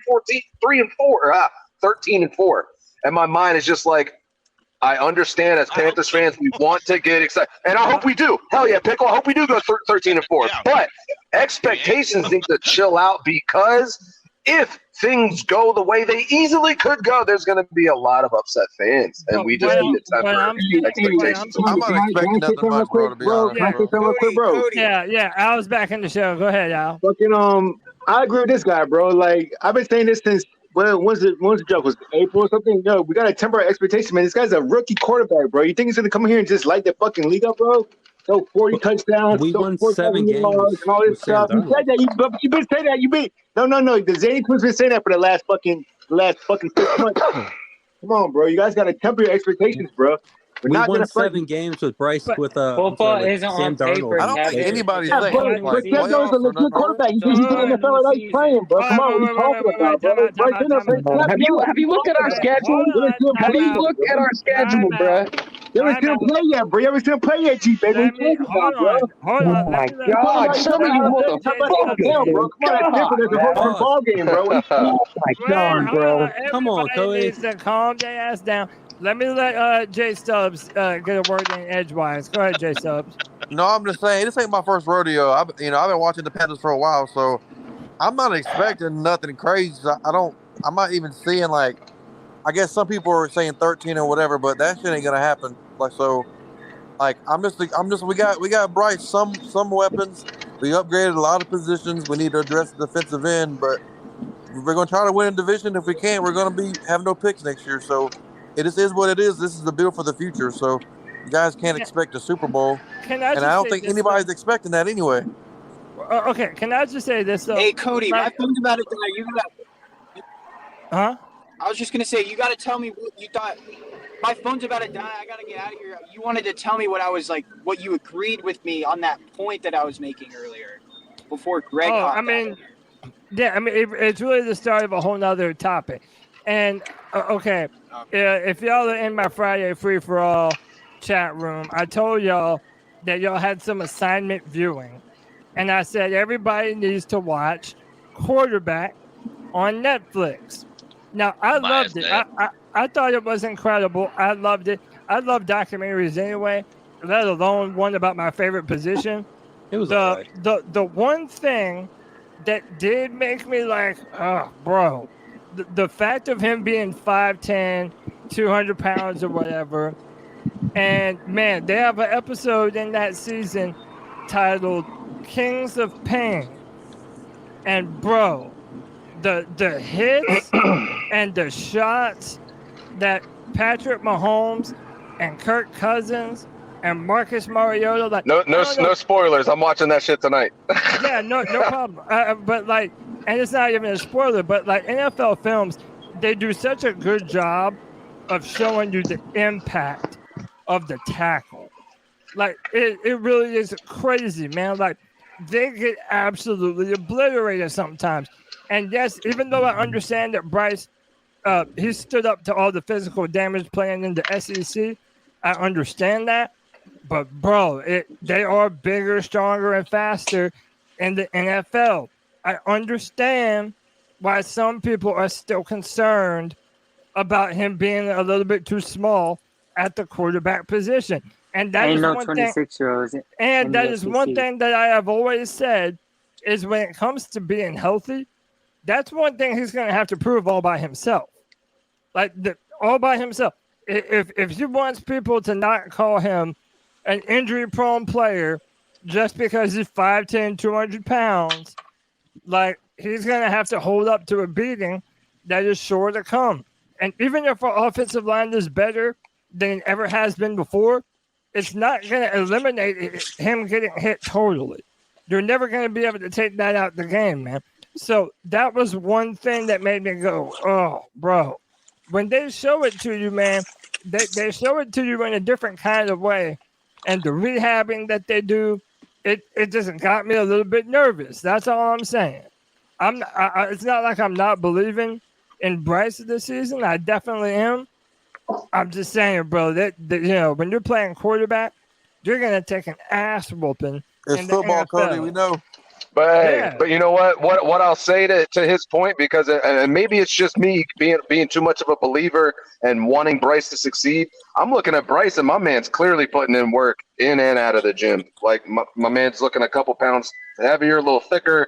This is what I was preaching a while ago when I kept telling myself, I'm like, listen, Cam was 6'6" and 250 and still got hurt. So just because this man's 5'10", 200 don't mean he's gonna not get hurt either. But, right, but I think it's the mental and it's the taking care of your body. So it's just I'm now having, I guess the word would be faith in the strength and the conditioning staff to do their fucking job with this young man. Okay.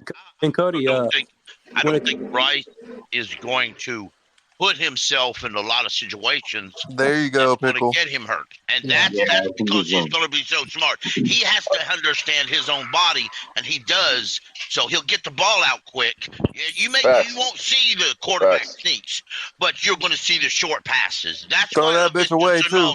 The tight end. I was going to say, we're Pickle hit it. We're going to see quick releases. We're going to see an offensive line that is going to be adamant of keeping this dude's jersey clean, and we're talking about an individual that I think we all can agree on that is very smart. He knows what the fuck he's doing already. He's not going to put himself in harm's way. Yeah. I think, and then again, what we're not speaking on that I think we kind of forgot about the last few weeks.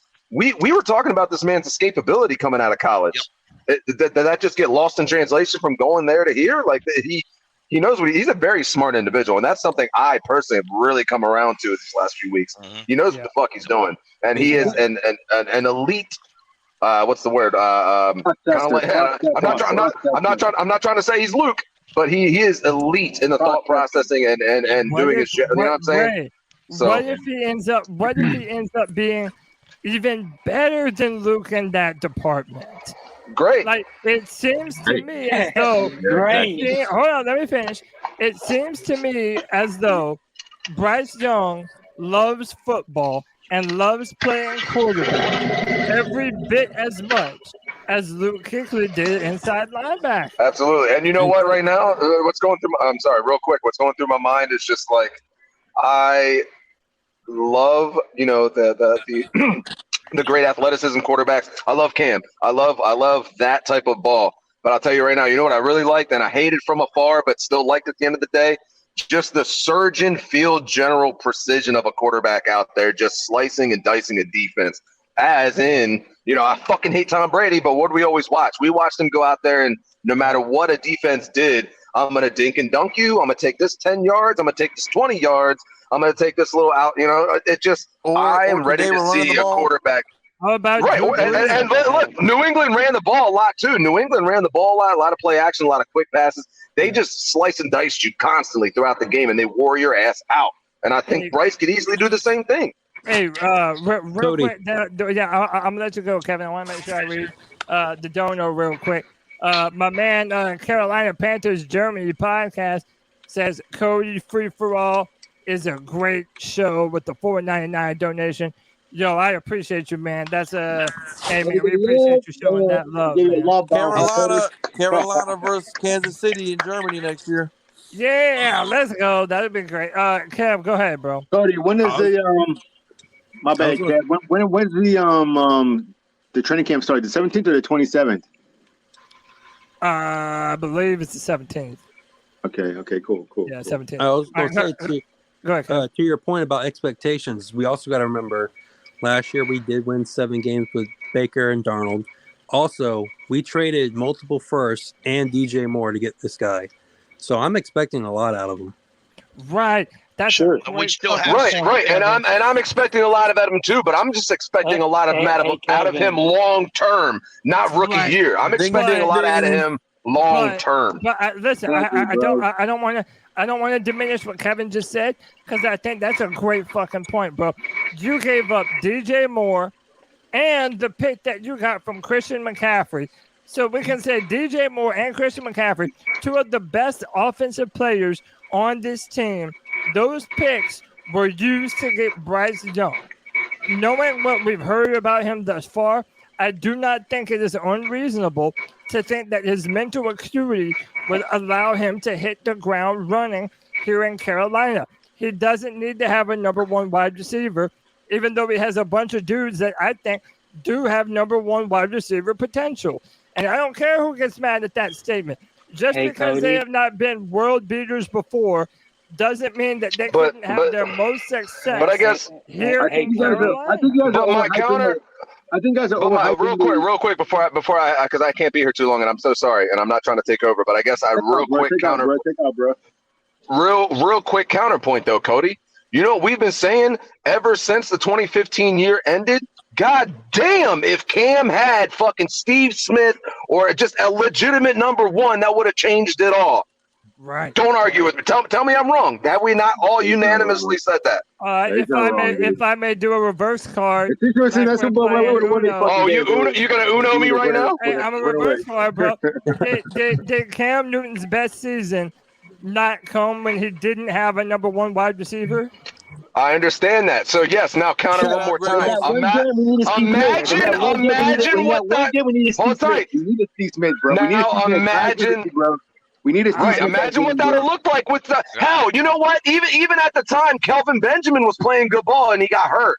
Imagine Kelvin Benjamin healthy. Imagine a Steve Smith there. Imagine just something. You give Cam something else, and that to me was what would have put us over the fucking hump. Like, so yes. That's why I'm sitting here saying, fuck the money, fuck the. If Hopkins wants to come here and help develop this quarterback, hell yeah. take him. Take him. I agree with you on Hop, no doubt.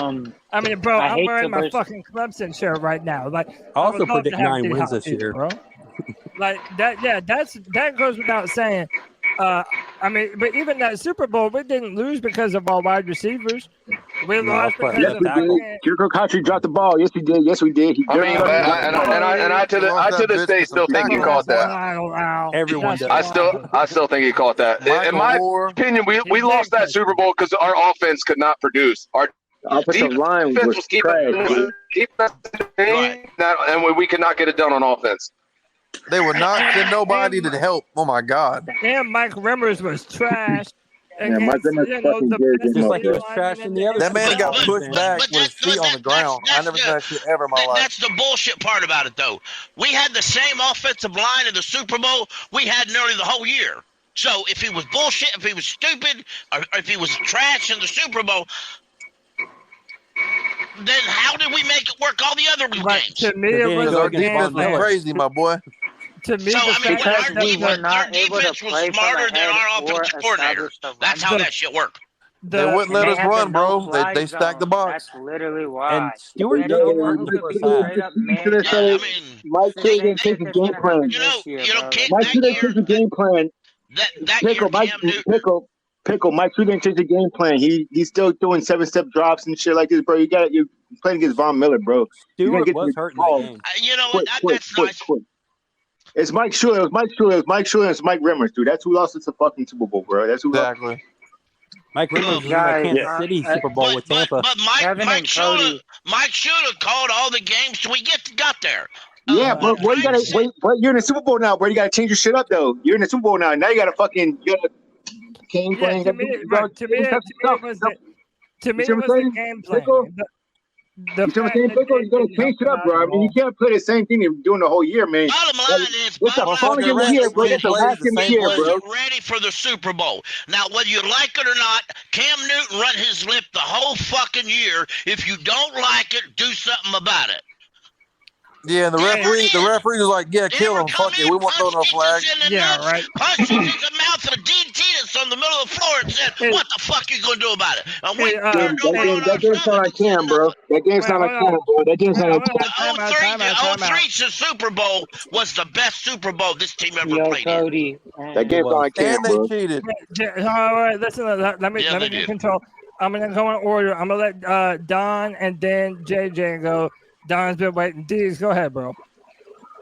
Yeah, so just last week, NFL executives that aren't affiliated with the Panthers are throwing out the term savant when talking about Bryce Young. So that goes back to what Greg said. Jamarcus Russell. If you wanted to compare someone from this draft with a Jamarcus Russell, it would be Anthony Richardson. It wouldn't be Bryce Young. No one said savant about Richardson or Jamarcus Russell. That would make more sense. Along with that, one thing we haven't brought up that I continue to bring up over and over, the best defensive coordinator in the league is now coaching the Texans. The second best defensive coordinator in the league went to Miami. The third best came here to the Panthers. Once again, the coaching staff wants a roster that overperforms and not underperforms, and it's why we're not as stacked as we would like to be.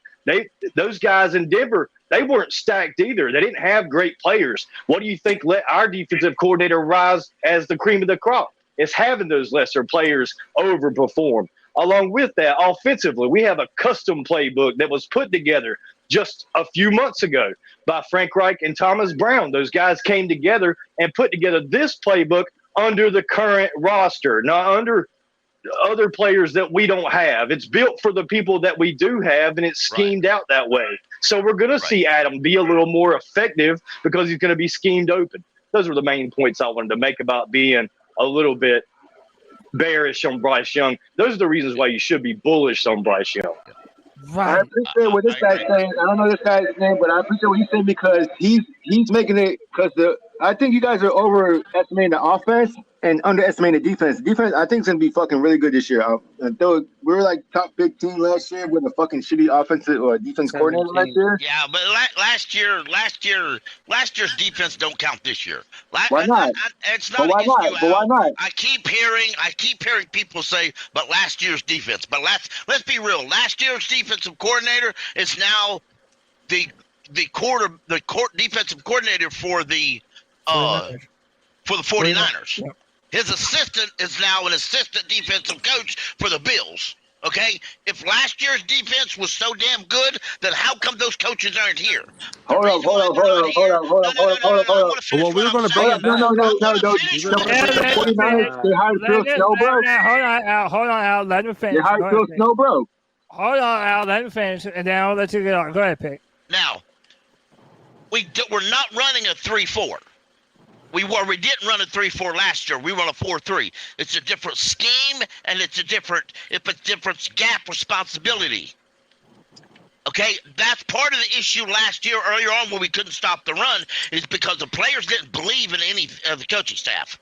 In the middle of the year, Steve Wilkes fired half of the defensive coaches after he fired Snow. So the defensive players are standing there. They don't have anybody to coach him. You know, YGM, for example. You know who's coaching him in the middle of the year? Brian Burns. Yeah. What's the defensive tackle we let walk in free agency that we got from Washington? I can't remember his name. He was the most veteran guy on the team. He acted like a defensive Matt coordinator. Ioannidis? Yeah, Matt Ioannidis was teaching the rest of the defense how do you line defense and they went out and got an assistant to the assistant college defensive lineman that basically gave up coaching, come in and play assistant defensive line coach for the last 5 games of the season. Yeah, and it's hard to be good successful. because other teams were bad. It's hard, but it's also hard to be successful when you are going through so much turmoil in your coaching staff, right? Hey, let me. Pickle said a whole lot of Our shit. corners got hurt. That's what happened with the defense. Yeah. Yeah, and true. That's another thing. Like our corners, they were trashed down the end because we didn't have J.C. Horn or Dante Jackson. Like it was a recipe for disaster the entire time.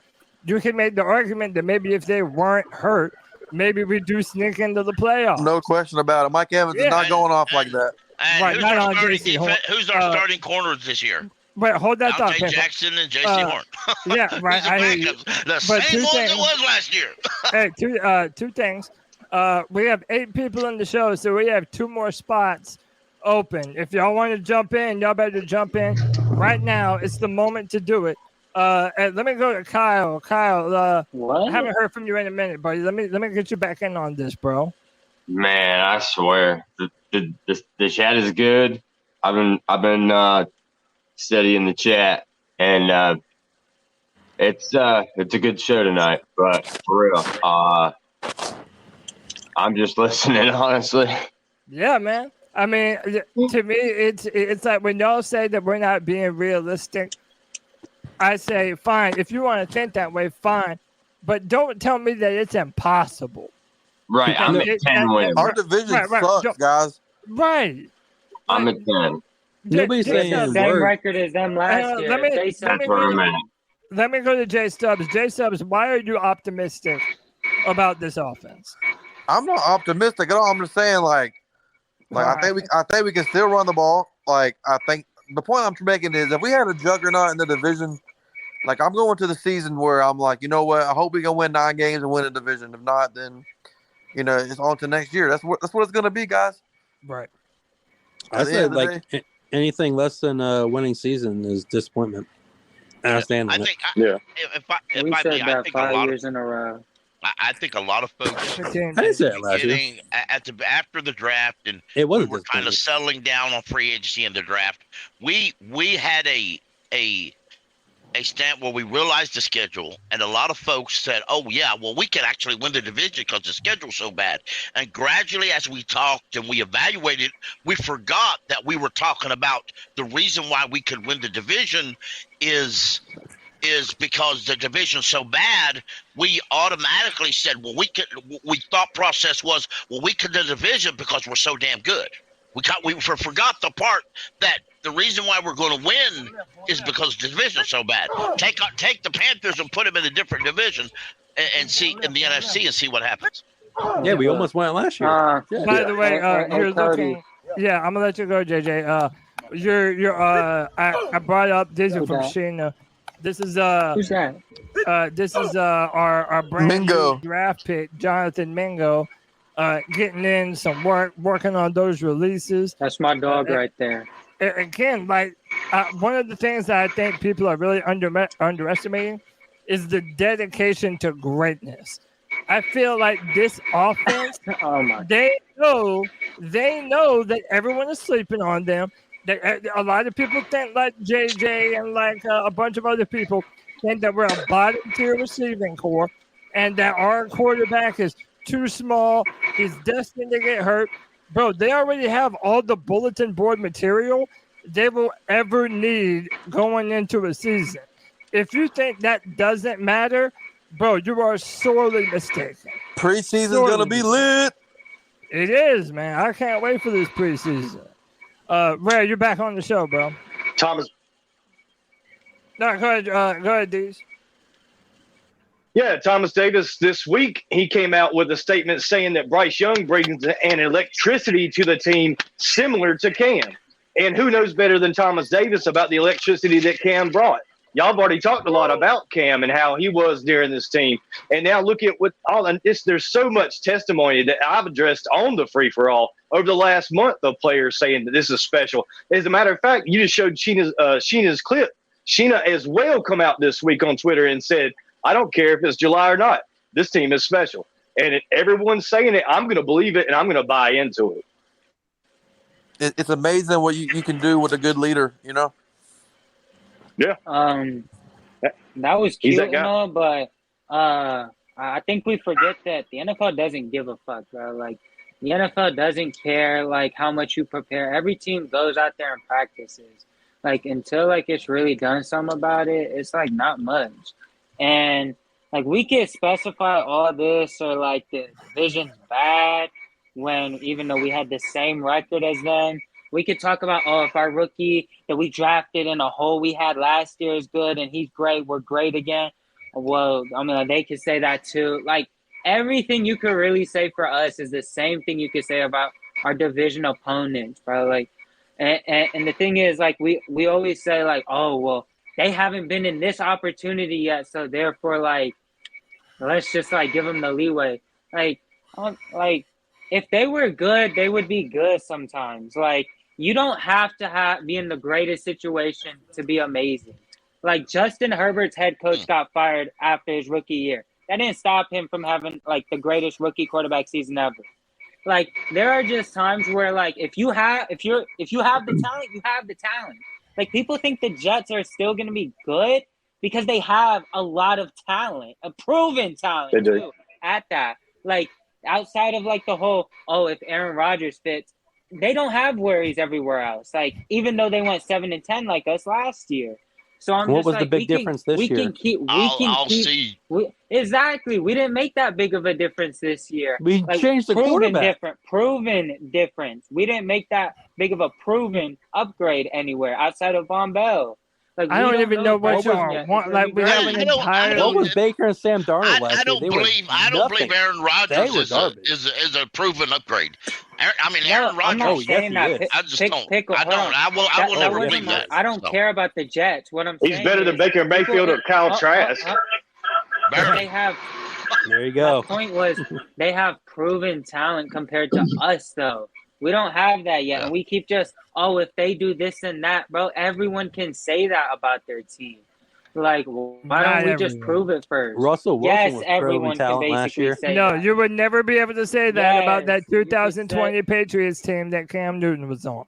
You would never be able to say that about talent. They had J.C. No. They They did not have anywhere near the comparable talent, the high-end talent that the Panthers have this year. Just because you were uneducated about the roster doesn't make it not proven talent, bro. That's what I'm saying. Like, all those Patriots fans could have said that too. Julian Edelman was out for the season. Julian Edelman, and they didn't have a guy that could run. He was not out for the season because he had almost 200 yards in Cam's best game as a Patriot. Please, how many games did he play? Please, bro, like, I'm telling you. And then Cam got COVID and he was garbage. I don't know how many he played after that. But I'm saying but that's not saying that it's can on always Cam. just put on their fan hat and just say, if this guy overexceeds our expectations, they'll be great. Like,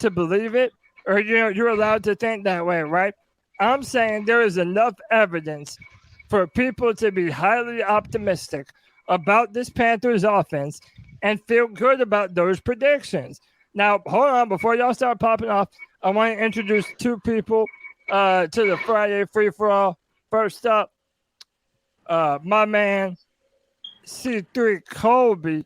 Cody, what's up, brother? How you doing, man? Good evening. Let's get it going, boy. I love this fire and intensity. I love it. Attitude, everything. I'm with the shit. Free-for-all, boy. Friday free-for-all, man. Cody, like I'm on your side, though, man. Long story short, there's a lot to say about it, but you get serviceable play out of Bryce Young with these wide receivers with this weak-ass schedule, and that will be a home playoff game for Carolina this year, and I'm calling it. I love that. I love that right Can I ask there. y'all, do y'all think our roster is as good as the Saints or better or worse? How do y'all feel compared to the Saints? We are not as far behind as we were. I feel hold on. Y'all think we're a little behind. Y'all know they have the easiest schedule in the entire NFL, though, right? You trust Derek Carr to run through anybody? Because I don't. I don't love Derek Carr. I did not want us to sign I thought him the at all. But I'm Falcons had just the saying, easiest schedule. all right, like y'all have this blind faith. Like everyone else can have blind faith in these other teams too. Like I don't know. I'm just. I mean, it usually gets that way at this time of year, you know. But again, my only problem with the way you're saying We also swept them JJ, last year. is to pretend like every team has a comparable upside to the Carolina Panthers when I have told you why they don't. The physical upside of our players, combined with them being young, they're tall, they're fast, they have a big-time wingspan. Like, not every receiving room can lay claim to have those types of players on their team. And Cody, that's the point that I'm making. Go ahead, and I'm going to introduce how much of a big difference is the Saints replacing Andy Dalton with Carr? How big of a difference? Can you say that again? How big of a difference is it the Saints replaced Andy Dalton with Derek Carr? My fault. You were saying that to me. I've been lying. Or just anybody. No, is that how big of an upgrade is Andy for Dalton or Derek Carr? He's over not Andy a real Dalton? needle mover. He's not a real needle Hey, mover. Hey, y'all, real quick, let me introduce my man Eric to the Friday Free For All. Eric, what's up? Happy to have you back, bro. What do you have for the show today, man? First of all, I just want to say this wide receiver room is not bottom tier at all. And now I don't necessarily think they're elite, but I think in my opinion, I think this is a top 15 wide receiver room. But that's just my opinion. But these receivers are not bottom tier, and it's like what Colby said. If we could get serviceable play from Bryce Young, from Bryce Young, these receivers can look incredible. And for me personally, I feel like we can win the division this year. Exactly. Yes, sir. There is no dominant team in the NFC South. So if the Panthers felt like it was their time to assert themselves, bro, ain't no one stopping them, in my opinion, bro. And that's just being real. And I feel like to everybody that's like, oh, you need to pump the brakes. Bro, we're talking about the NFC South. All you have to do is win this division, and you're a playoff football team. And to pretend like being a playoff football team isn't a market upgrade over whatever the fuck the Panthers have been doing the past 3 years, bro, you're smoking on something crazy. That's all I'm saying, bro. Last year on the drama we had, we were playing meaningful football games in December. And that felt great. We have not had that. With a losing record. Yeah, Man, what an all-time low, guys. Damn. I had more fun at the end of last season than I have the past 4 years, bro. Straight up.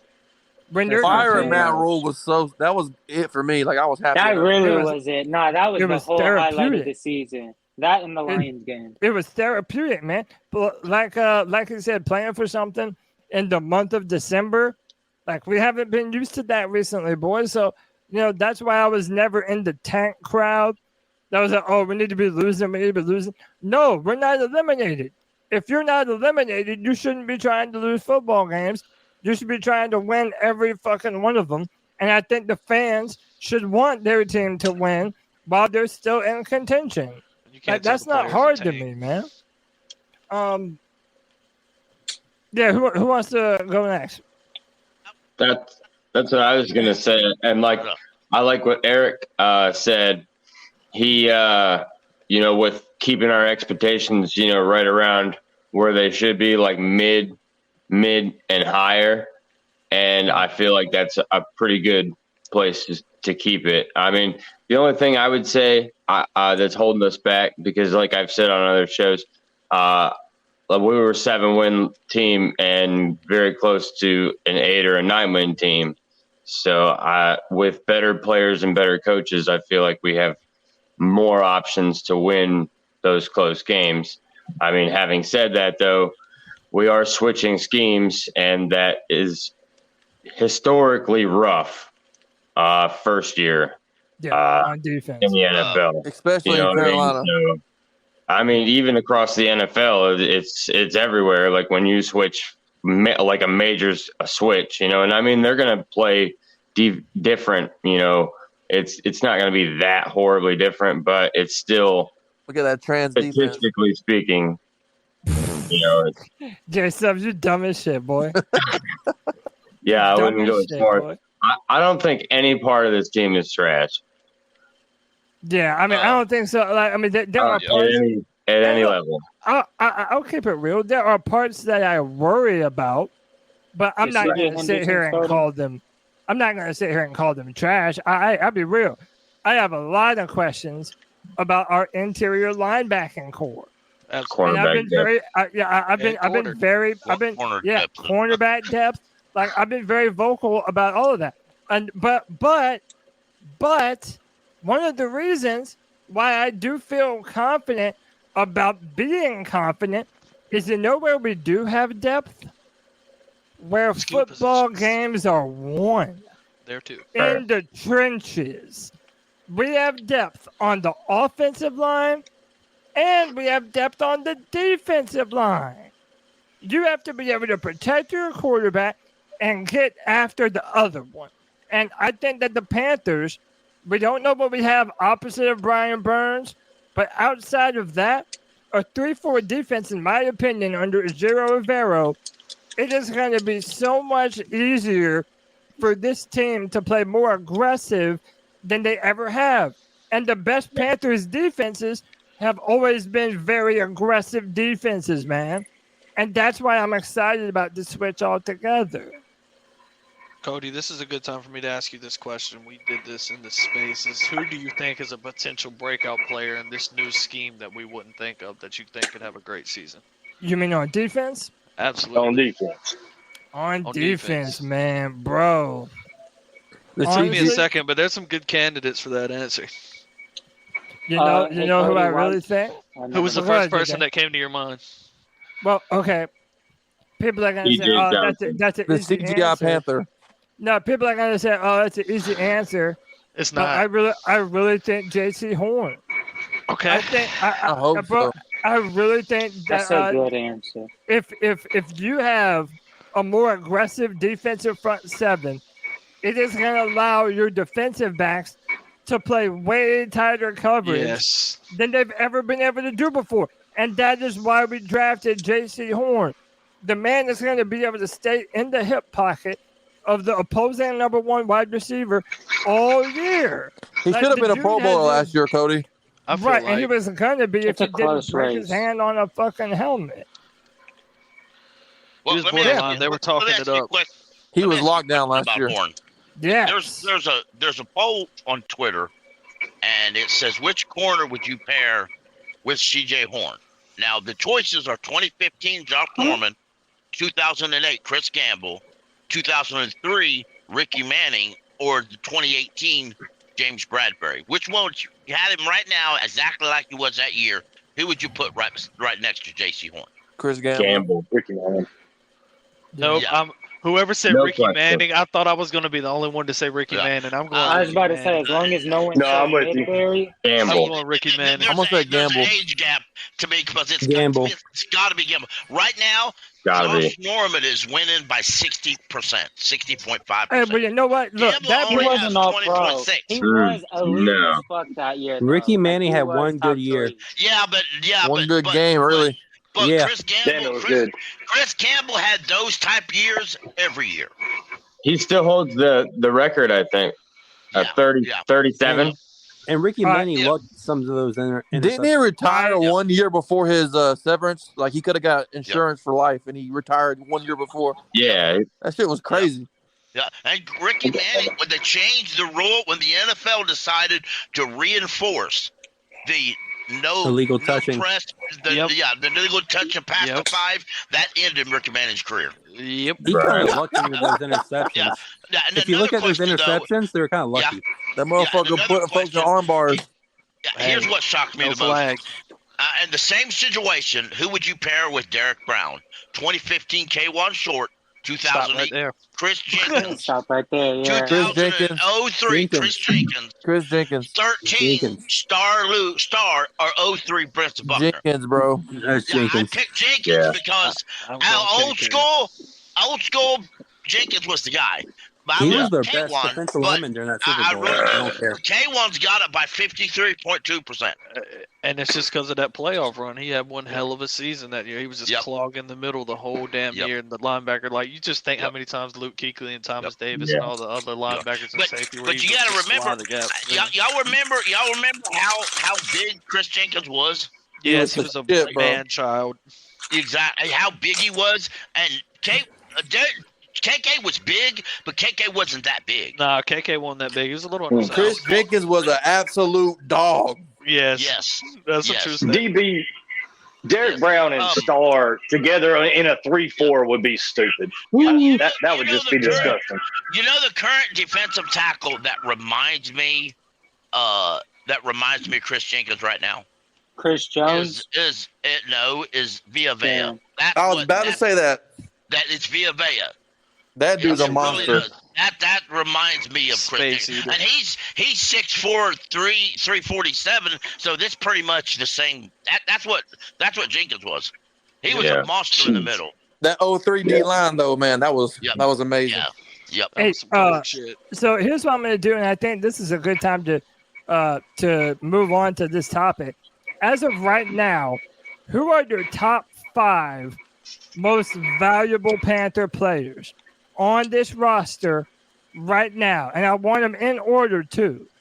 I mean, and you can put whoever you want at number 1, whoever you want at number 5. I'm just saying to you right now as a fan, who is the most valuable 5 players on the Carolina Panthers right now? I want people in the chat room to give me your answers. Everybody give me your answers, bro. So let me go to my man. I'm gonna go to Kyle first. 910. Who are your top 5 most valuable Carolina Panthers on the roster right now? All right, so number 1 overall, Bryce Young. Yes, sir. I need him to be MVP number 1 by the end of the season. Number 2, I would say I need Luvu to make a huge jump. I mean, and he's already done so much, so I think the new scheme might unlock his potential. Number 3, I'm going to say Adam Thielen being a reliable target for Bryce all year. All right. 4, Icky getting the credit for his second year and knocking it out of the park and keeping Bryce safe. And number 5, I'm going to go with Von Bell in the back, keeping the secondary down where we need it. All right. Maybe That's a good list, man. That's a lot of different names that some people might not have put. Right. I don't know if a lot of people are going to put Adam Thielen or Von Bell. So that's a. I'm not, but they're still good answers. Yeah, right. Yeah, so everybody. He backed it up. Kobe. Go ahead, man. Who are your top 5 most valuable players in order? in order. I'm looking at this as if I'm not even a Carolina homer. If I'm picking up the phone and I need something, the first person I'm calling for right now is JC, even despite his health, just because of how the league is going and the wide receivers, and you know what's going on with that. I don't have to get too much in detail. Number 2 would be Derek Brown. 3 would be I like this answer. I'm going to say Miles Sanders. I think Miles Sanders is going to be an X factor that people are sleeping on right now, even in the passing game as well. So I'm going to say he's going to have a lot of value. So what is that? We paid 3? him. Yeah, two more. 4, Luvu. I need Luvu to not even necessarily, his numbers are fine, but just continue to grow as a leader. He needs to kind of, I don't know, maybe take a little bit of heat off of Shaq, and he has been. Like, Shaq's had some really good games, and he's picked it up, especially in crunch time. So I'd probably go, that's what I'll do. I'll go Luvu and then Shaq. So I'll go those two for my last 2. So just so we're clear, no Brian Burns on your list. No. Burns has got to go. Burns is honestly, move him to 2. I still want JC at 1. All right. By the way, I'm seeing a bunch of great answers in the chat. Marinara. That is disrespectful as hell because Brian Burns should have been 1, but he's definitely 2 on my list. No, you're good. Muscles Marinara says Bryce Young, Brian Burns, Frankie Louvu, Shaq Thompson, Hayden Hurst. That's a great one. I like Hayden Hurst. Yeah, Carolina. Is this our best players, or just like who do you think is going to stand out? But no, like right now, who is the kind of most blended that. Like valuable is the word that I'm keying in on. Who are the most valuable players Can I go to next? the Carolina Panthers? Go ahead, Big right now. Yeah, go ahead. Go ahead. Vic. All right, I just want to say this because it may cause issues, but hear me out. my number 1, of course, my number 1. Why Jim? No, don't do it. And I was gonna say the whole unit, but I don't think Cody would like that. So I'll narrow it down. Not acceptable. I believe my number 1 is who I think's going to line up at right guard is Cade Mays.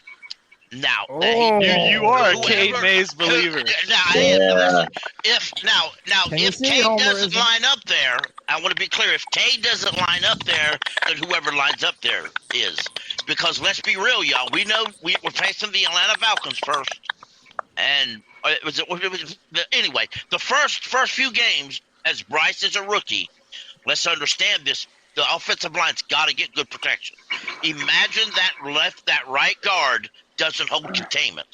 Yeah. The first couple games, Bryce gets humiliated in the pocket because one guard fails to gain containment. Now we know Corbett's coming back, but he won't be back right away. But Pickle, you think whoever is the right guard is the most valuable player on our entire team? Well, let me ask you this: what happens if Bryce gets sacked and gets hurt? No, I hear you. They're going to blame it on the right guard or left guard. But They're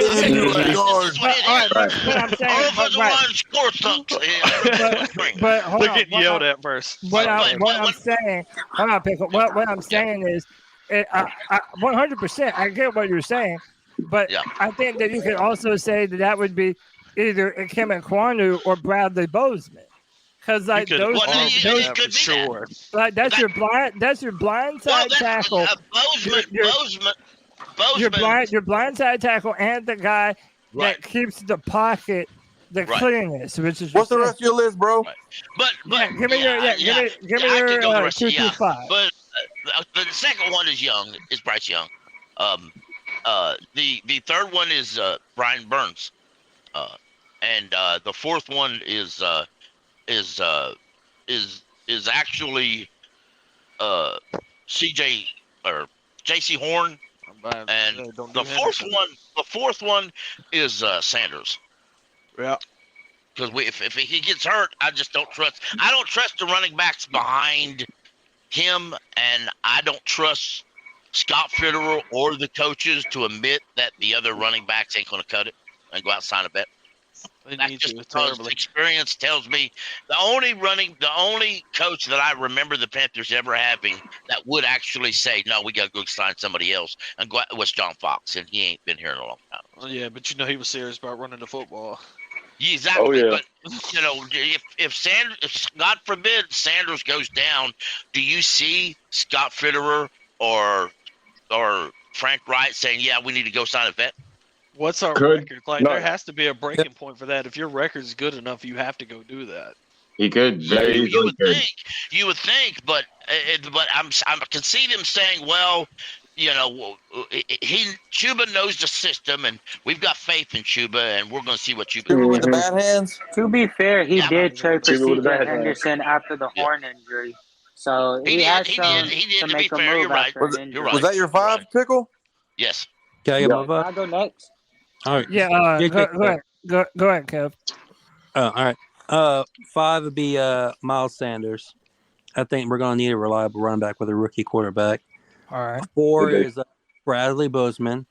He's the center. Okay. I think a rookie quarterback will need a good center. 3rd, I got J.C. Horn.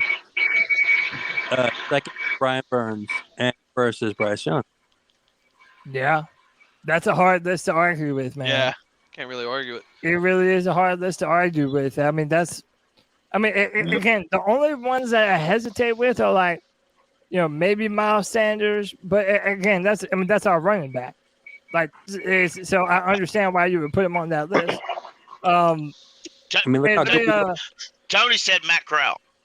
Yeah, Tony's just talking shit. Johnny Hecker, if you're going to say Corral. I mean, look how good we look with Foreman, with a good Hey, running back. by the way, Tony does a good job of reminding me. He said, "Did you mention the merchandise yet?" Well, you know what? I haven't, man.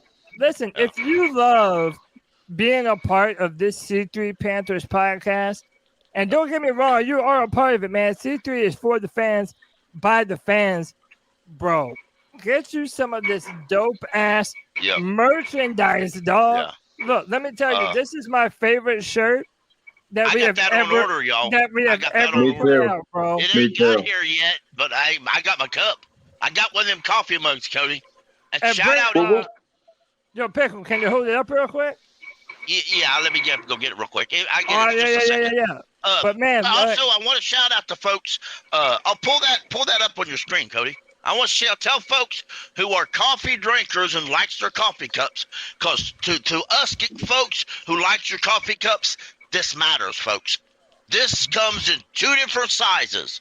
As you can see, it comes in the 15-ounce and the 11-ounce. Hold that up, Pickle. Okay, this is a 15-ounce. If you have a Keurig coffee machine, you'll understand the 15-ounce, you actually get the closest full cup of coffee you That's can the get. big goat, my boy. Exactly. If you get the 11th ounce, you'll be drinking a lot. You're making a lot of walks to that coffee pot. Yeah, sir. And bro, I need my morning cup of Java, bro. Yep. I have to have it. I absolutely have to have it. But hey, if you have to have some dope ass merchandise and you would like to support the pod, go to CarolinaCatChronicles.com. Check out the shop. We got dope ass shirts. We got dope ass coffee mugs. We got a bunch of ideas to do a bunch more. You can rep C3 Nation and support the podcast, bro. It's a win-win. That is CarolinaCatChronicles.com. Go to shop and check out the merch, man. C3 Nation, we roll strong. Imagine C3 Nation. Let's imagine this.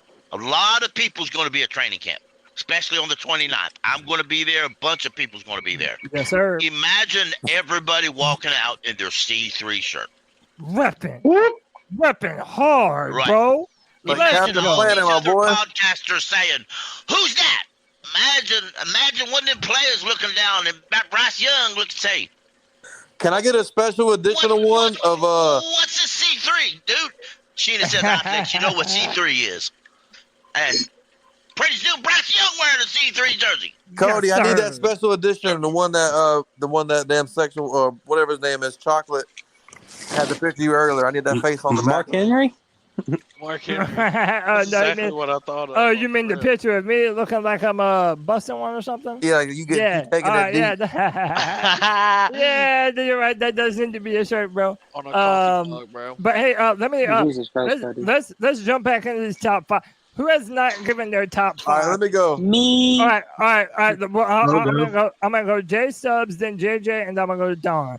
Go ahead, JJ. All right, Cody. I took this I mean, assignment as like on the market, who has the most value, who's probably considered our best players, and I'm gonna go one. I think it has to be Brian Burns because he got reported 2 first-round picks, I guess, and he's our only Pro Bowler on the team.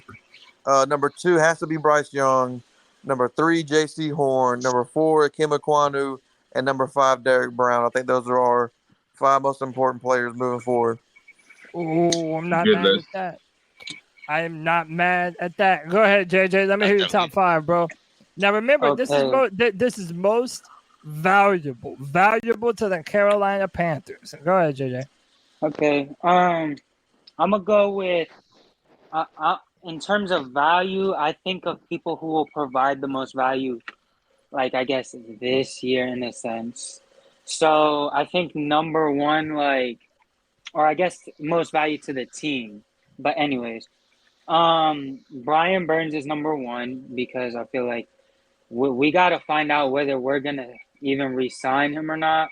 Like, I think we got to know if he's even on the team, whether he's really the person we've always believed him to be.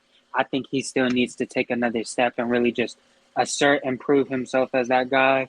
I think the same thing is pretty similar with J.C. Horn. Like, when he's been on the field, he's been relatively good for us. But without him, our secondary is toast. I think Derek Brown up the middle is going to be very crucial for us because we're playing a 3-4, and it's always been known to, not be well against the run, usually 3-4 defenses. And we already struggle against the run in most years. And we really need Derek Brown to take that step as a bigger and better player. I want him to get in that top 10 that we all were talking about not too long ago, that list. But I think you could take this next one as any wide receiver, but in my opinion, it's Terrence Marshall Jr. because this is going to be his 3rd year. He's been riddled a few times with injuries throughout his time. Can you all hear me? You're good. Yes, sir. Yeah. We got you. All right. My fault. My AirPod died. Like I was saying, TMJ, having a wide receiver 1 for the new quarterback, that's incredibly valuable. We see around the NFL all these young quarterbacks improve. Tua, Hurts, Burrow, who else? Kyler when he got D-Hop. The list goes on with young quarterbacks having that reliable wide receiver. I just went with Terrence Marshall because it's his 3rd year and he still needs to prove something. And I think for the last one, who for the last one? I guess I'll agree with Pickle with that whole who's going to replace the right guard because whoever's protecting up front, because I think that Corbett, we're going to miss Corbett in the front half of the season. And,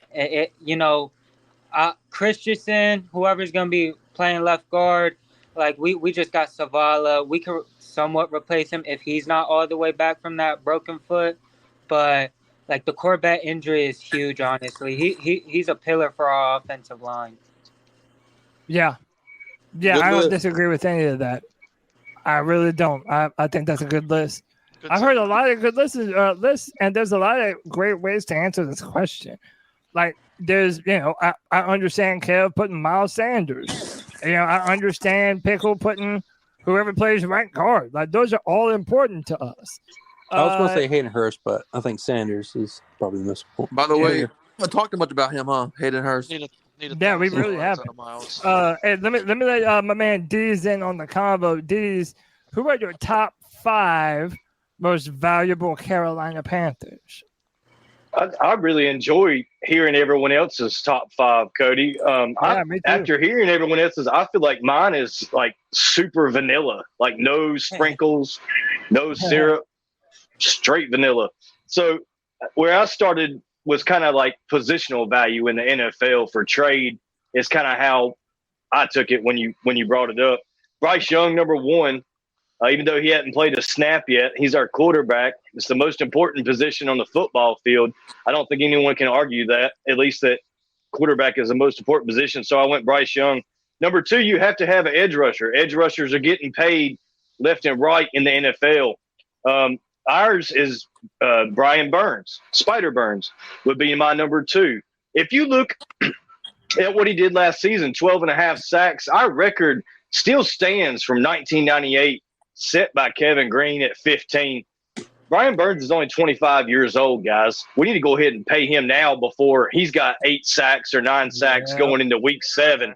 And that might be a mistake that we see Scott Fitterer make. He may wait till halfway through the season and Burns is already eaten because, you know, he's going to be highly motivated to get that contract. They need to go ahead and pay him like tomorrow, in my opinion. Number 3, we differ a little bit here, maybe from others. I went Derek Brown because I believe Derek Brown could emerge as our second pass rusher this season. Even though he plays on the interior, somebody's got to stop the run. And Derek Brown did a fantastic job of stopping the run last season. And as far as positional value, I feel like he fits in at number 3. Number 4, J.C. Horn, you have to have a lockdown corner in the NFL. You saw what happened in the Bucs game when you don't have any good corners at all. You can get absolutely torched and abused and lose a game that you should have otherwise won. And that was definitely the case in Tampa Bay. Yeah, we were up by 11 in the 4th quarter and still found a way to lose because we didn't have a lockdown corner. J.C. Horn is my number 4. Number 5, you have to have a left tackle in the NFL. How many years did we cry and complain and whine because our quarterback kept getting blindsided? You need a left tackle. Icky is number 5 on my list. Yeah, I love that list. And hey, it might be vanilla, but like I said, like that's it's not a bad list. Like you named all the players that if they have good seasons, the Panthers are going to be a good team. Yep. So again, that's not bad at all. I'm going to save mine for last. Eric, are you still there? Yeah, I'm here. All right, bro, give me your top 5 your top 5 most valuable Carolina Panthers in 2023. Give me that list, bro. My first 2 will be Bryce Young at 1 and Brian Burns at 2. And I'm going to agree with these. I'll put Derek Brown at 3. But I'm going to put Hayden Hurst at 4 because we've seen what happens when a quarterback has a good connection with his tight end. Look at Patrick.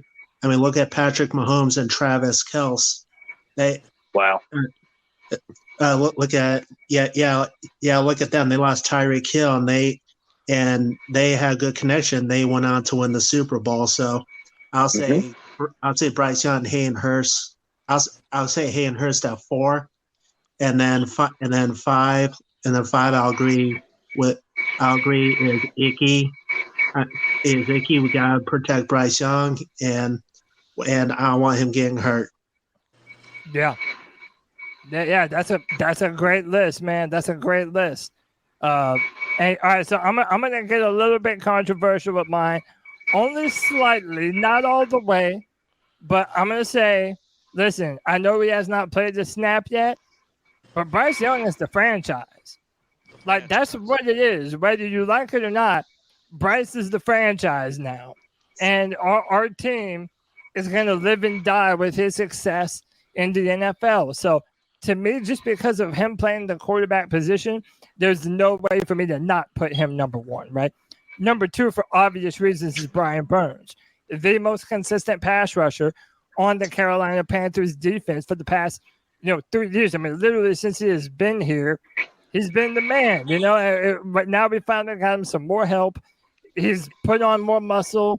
He's really done a lot of training and a lot of work to get his body prepared for this year. Number 3, I'm going J.C. Horn because a shutdown corner in the NFL is irreplaceable, and you have to have it in a pass-happy NFL like we're seeing today. I know people question the health, but if he is healthy, there is no doubt that J.C. Horn is one of the most pivotal players on our entire team, okay? Next up, I'm going our franchise left tackle, Ikem Ekwonu. To have, especially having an undersized quarterback, his blind side has to be protected at all costs. And Kevin Corner, going into his second year, he has such an opportunity to prove himself to be the next Trent Williams in the NFL. Just a dominant, shutdown left tackle. Now, my number 5 might surprise you more for who it isn't rather than who it is. My number 5 is Bradley Bozeman, the center for the Carolina Panthers. And out of all of our extensions that we signed this past offseason, I feel Bradley Bozeman is easily the most important, man. Your center. I had him at 4. Right. Your center is calling out protections. He is, reading the defense along with the quarterback. He is going to be the staple of your pocket when throwing the football. Bradley Bozeman is incredibly important to what we're going to do here in Carolina. Now, you might say I don't have Derek Brown on my list.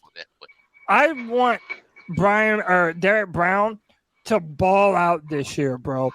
I want him to be like the juggernaut out there. And I'm hoping that him moving to a 5-tech and a 3-4 defense is what the doctor ordered. Because to this point in his career, though he has been a great player, I would not call him a top 5 defensive tackle in the NFL at this point. And I want him to be able to prove that this year before I grant him access to my top 5. Now, if he was a guaranteed top 5 defensive tackle, bro, he might be number 2 or number 3 on the list. But right now, I cannot give him that accommodation.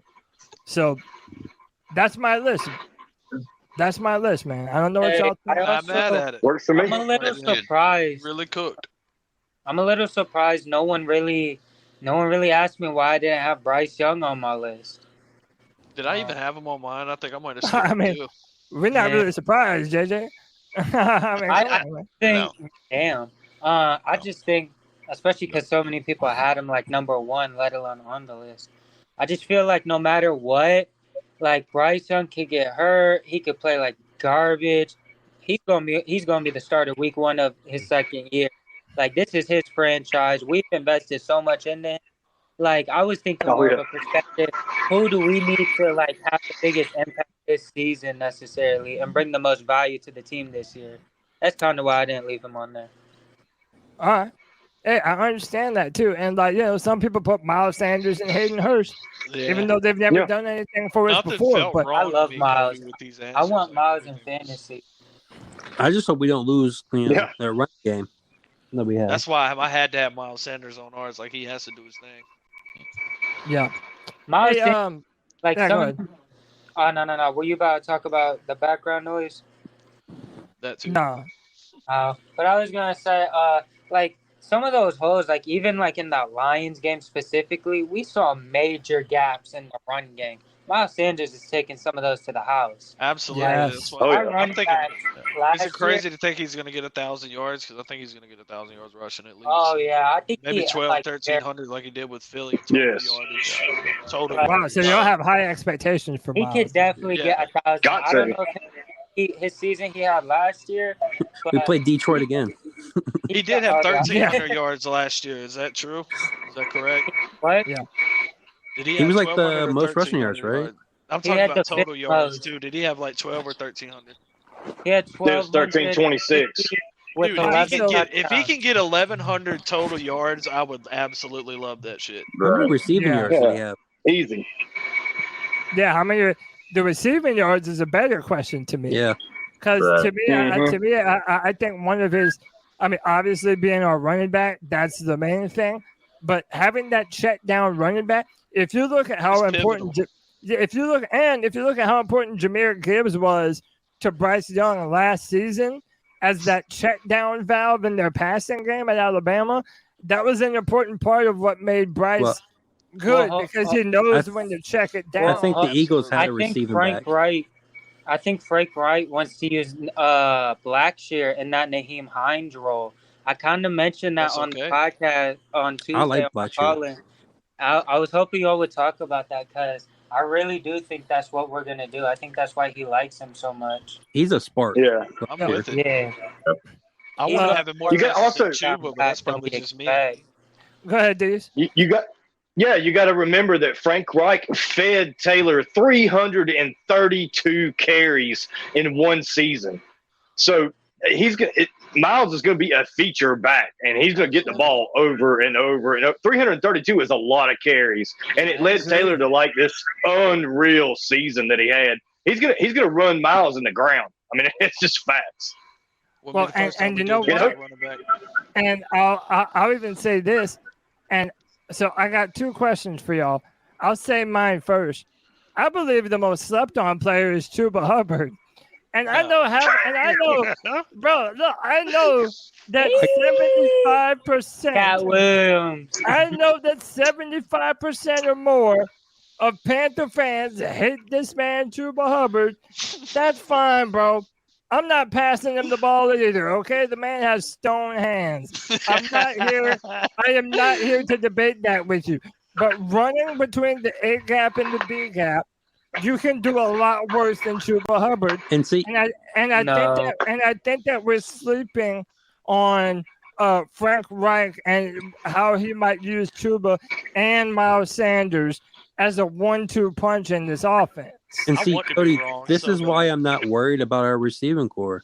Like, I would like to add somebody else, but like, I'm not worried because we're going to be running that ball. Yeah. And some of the receivers will be catching the ball, so. Yeah. So I got two more questions for y'all. I'll save that one for last. It'll be what is your most slept on Panther player? But I want to go to this first. Some people think it's a big deal. Some people think it's not a big deal at all. Bryce Young has yet to sign his rookie contract with the Carolina Panthers. Does this concern you at all? Or do you feel this is going to be one of those things where, like, man, in the 12th hour before training camp, they're going to get the contract done, and it's all going to be said and done and over with? How are y'all feeling about Bryce still not having signed his rookie contract with the Carolina Panthers? I didn't even know, and I don't even care. Baby, if he pull an Eli Manning. Say that one more time, JJ. I said, could y'all imagine G-Baby if he pull an Eli Manning? Oh, God. G-Baby would have a heart attack.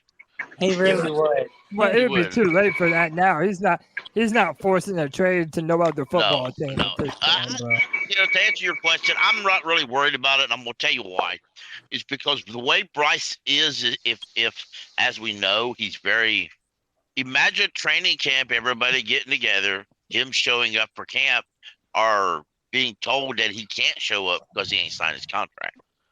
It ain't going to be 5 seconds after that or less. He's on with the phone with the agent. Get off your ass and get this fucking deal done. I need to be in camp, and he's done. He's there the next day. So I don't think. I think I'm not really too much worried. It may be a last minute done because Bryce forces it to happen, but this to me, this is. I'm not certain. There's a lot of the rookies haven't signed yet. It's kind of been an afterthought in right now with the rookie cap that after everybody now has used to it, because there for a while even after they did it, there was a lot of the bonuses and such, and kind of now all that's kind of here's what you're getting. You can't bitch about it. You're not going to complain about it. A lot of the some of it may be structure the way it's written, but kind of a lot of that's ironed out already. They just haven't. And it's also not like we tries to force his way a little bit. It's also not like we haven't seen it before. Yeah. This has happened with a bunch of different players. Hey, by the way, I'm about to put up another poll, but my last question was: should Panther fans have high expectations for the 2023 offense? And it was optimism all the way, or check your expectations. With 61% of the vote, optimism all the way. Let's go. That's that for you.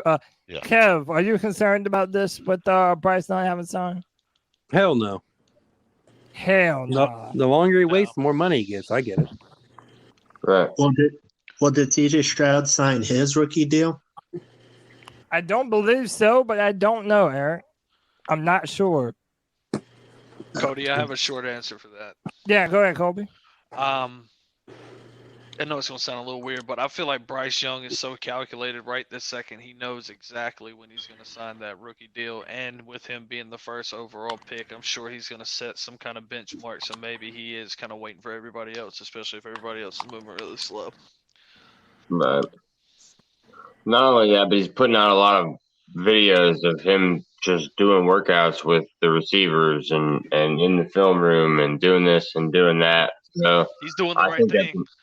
That's an agent thing. So I mean, if I was a humble athlete, I'd be like, "Hey, man, can you just like leave me alone? I need to do this." Those 80-yard bombs look good on tape, though. Yeah, they do, man. Yeah. That's another thing. I think people are sleeping on Bryce's arm talent too much. Very much so.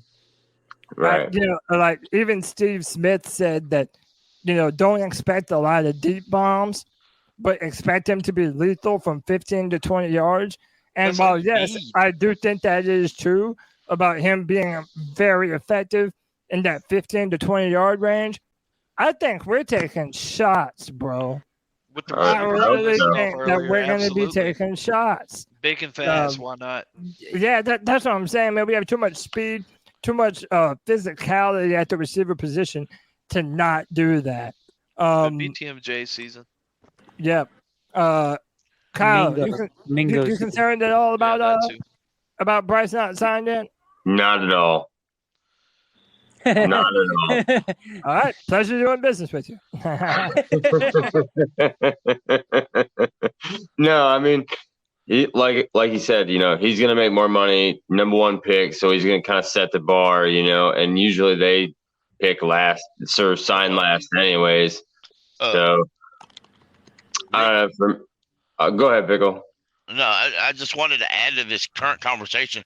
There's an article by Anthony Rizzo that was dated just yesterday talking about this and says that well, I'll just read it. Young is surely trying to extend the lump payment streak with the first overall pick to 4 years. Kyler Murray in 2019 was the first overall pick who signed a signing bonus paid in installments.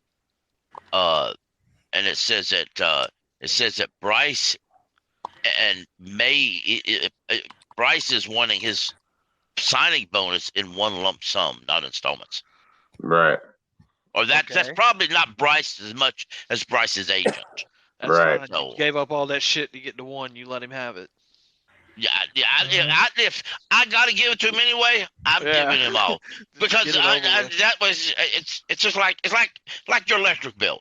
The electric company says you say your electric bill's $200. You pay installments. You got $200 set in the bank. You pay it. Just come in every other day and give us $20. What that? There, we're done with it. Big Slim in the chat says, I think it's more his agent than Bryce not signing, but still a little concerning. Again, man, he's the number one pick in the draft. Yeah. He's gonna sign for the most guaranteed money out of every rookie this entire draft class. So again, like there's a lot that goes into this contract, man. Offset money, playoff money, if he gets any kind of awards, that factors in the contract. All those different things, man, they're trying to iron out. So I agree. I'm not too worried about it. My man Anthony back in the stream. Anthony, are you worried about Bryce not having signed the contract yet? What's up? Can y'all hear me? Yeah, man. Okay, cool. No, I'm not worried at all. I think Stroud hasn't signed his contract either. He hasn't. Anthony Richards hasn't signed it. Yeah, there's a whole long list of first-round picks that haven't signed it yet. Yeah, so we're not even in cahoots. Yeah, we're not the outlier. I may be wrong when saying this, but like, can't he kind of like technically negotiate more money or like more guaranteed money with the Panthers? Is that what's the holdup, or like? No, well, I mean, he can't anymore. Not anymore. Yeah, I mean, there's only a certain now that there's the the salary cap for rookie players, or like that you have to be on a rookie contract.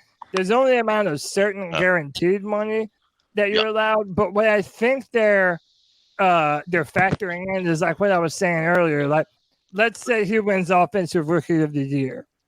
Like, there's probably a financial incentive that comes along with that. You know, the more, you know, if it gets a first team All Pro or a Pro Bowl nod, or you know, any of these different types of things, injury clauses, a whole bunch of different things, you know, that factor into this, that I'm sure they're working out the details on. But again, it doesn't go to Bryce at all. Bryce has been doing nothing but training with the receivers, getting pumped up and in shape. Like, this man is already preparing for the NFL season. So none of my worry is on Bryce. And to be honest, I don't have any worry at all. Like, I think this is just a part of the business. The normal number one overall picks, they don't sign very fast because this process has to play out. And like Panther Pickle said, Stroud hasn't signed. Anthony Richardson hasn't signed. A bunch of first rounders have not yet signed. So. I just posted something in the chat, Cody. Highlighted on the screen. Yeah, man, he'll be a Panther. There's no doubt about that. I had no worries about that.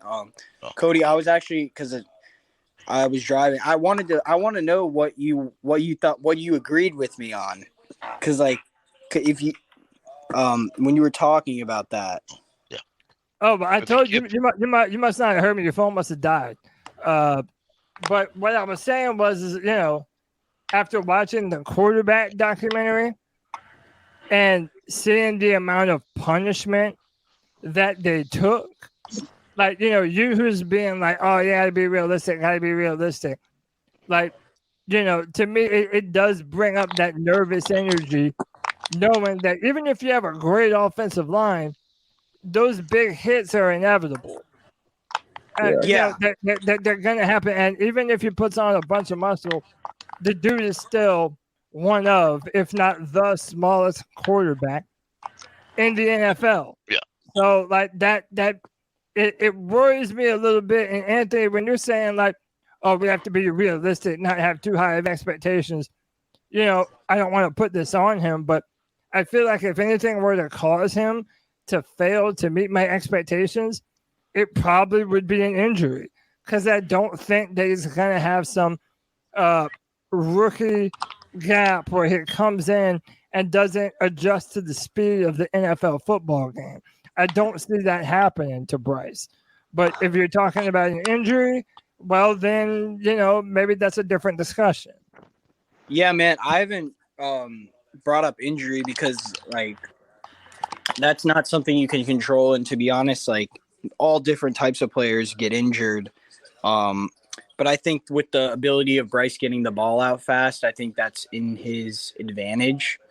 He'll take less hits. I think if you watch Joe Burrow's game, especially he's had, you know, some of the worst offensive lines in the league, but he's always been able to get the ball out fast. And man, with the expectation thing, like, trust me, by week 7, if we're rolling, like, I'm gonna be going crazy. So I don't want anyone to be taking that seriously. Like, trust me, if we're winning games, like, I'll be right there with you, Cody. So. Oh yeah, I mean, I have no doubt that we all will. Like, JJ, Greg, like, if we come out on fire, yeah, everyone's gonna enjoy it. But you're gonna have to take the medicine from people like me and G Baby and everybody else that's like, I told you so, because we're allowed to do that in that scenario. By the way, great find by Panther Pickle.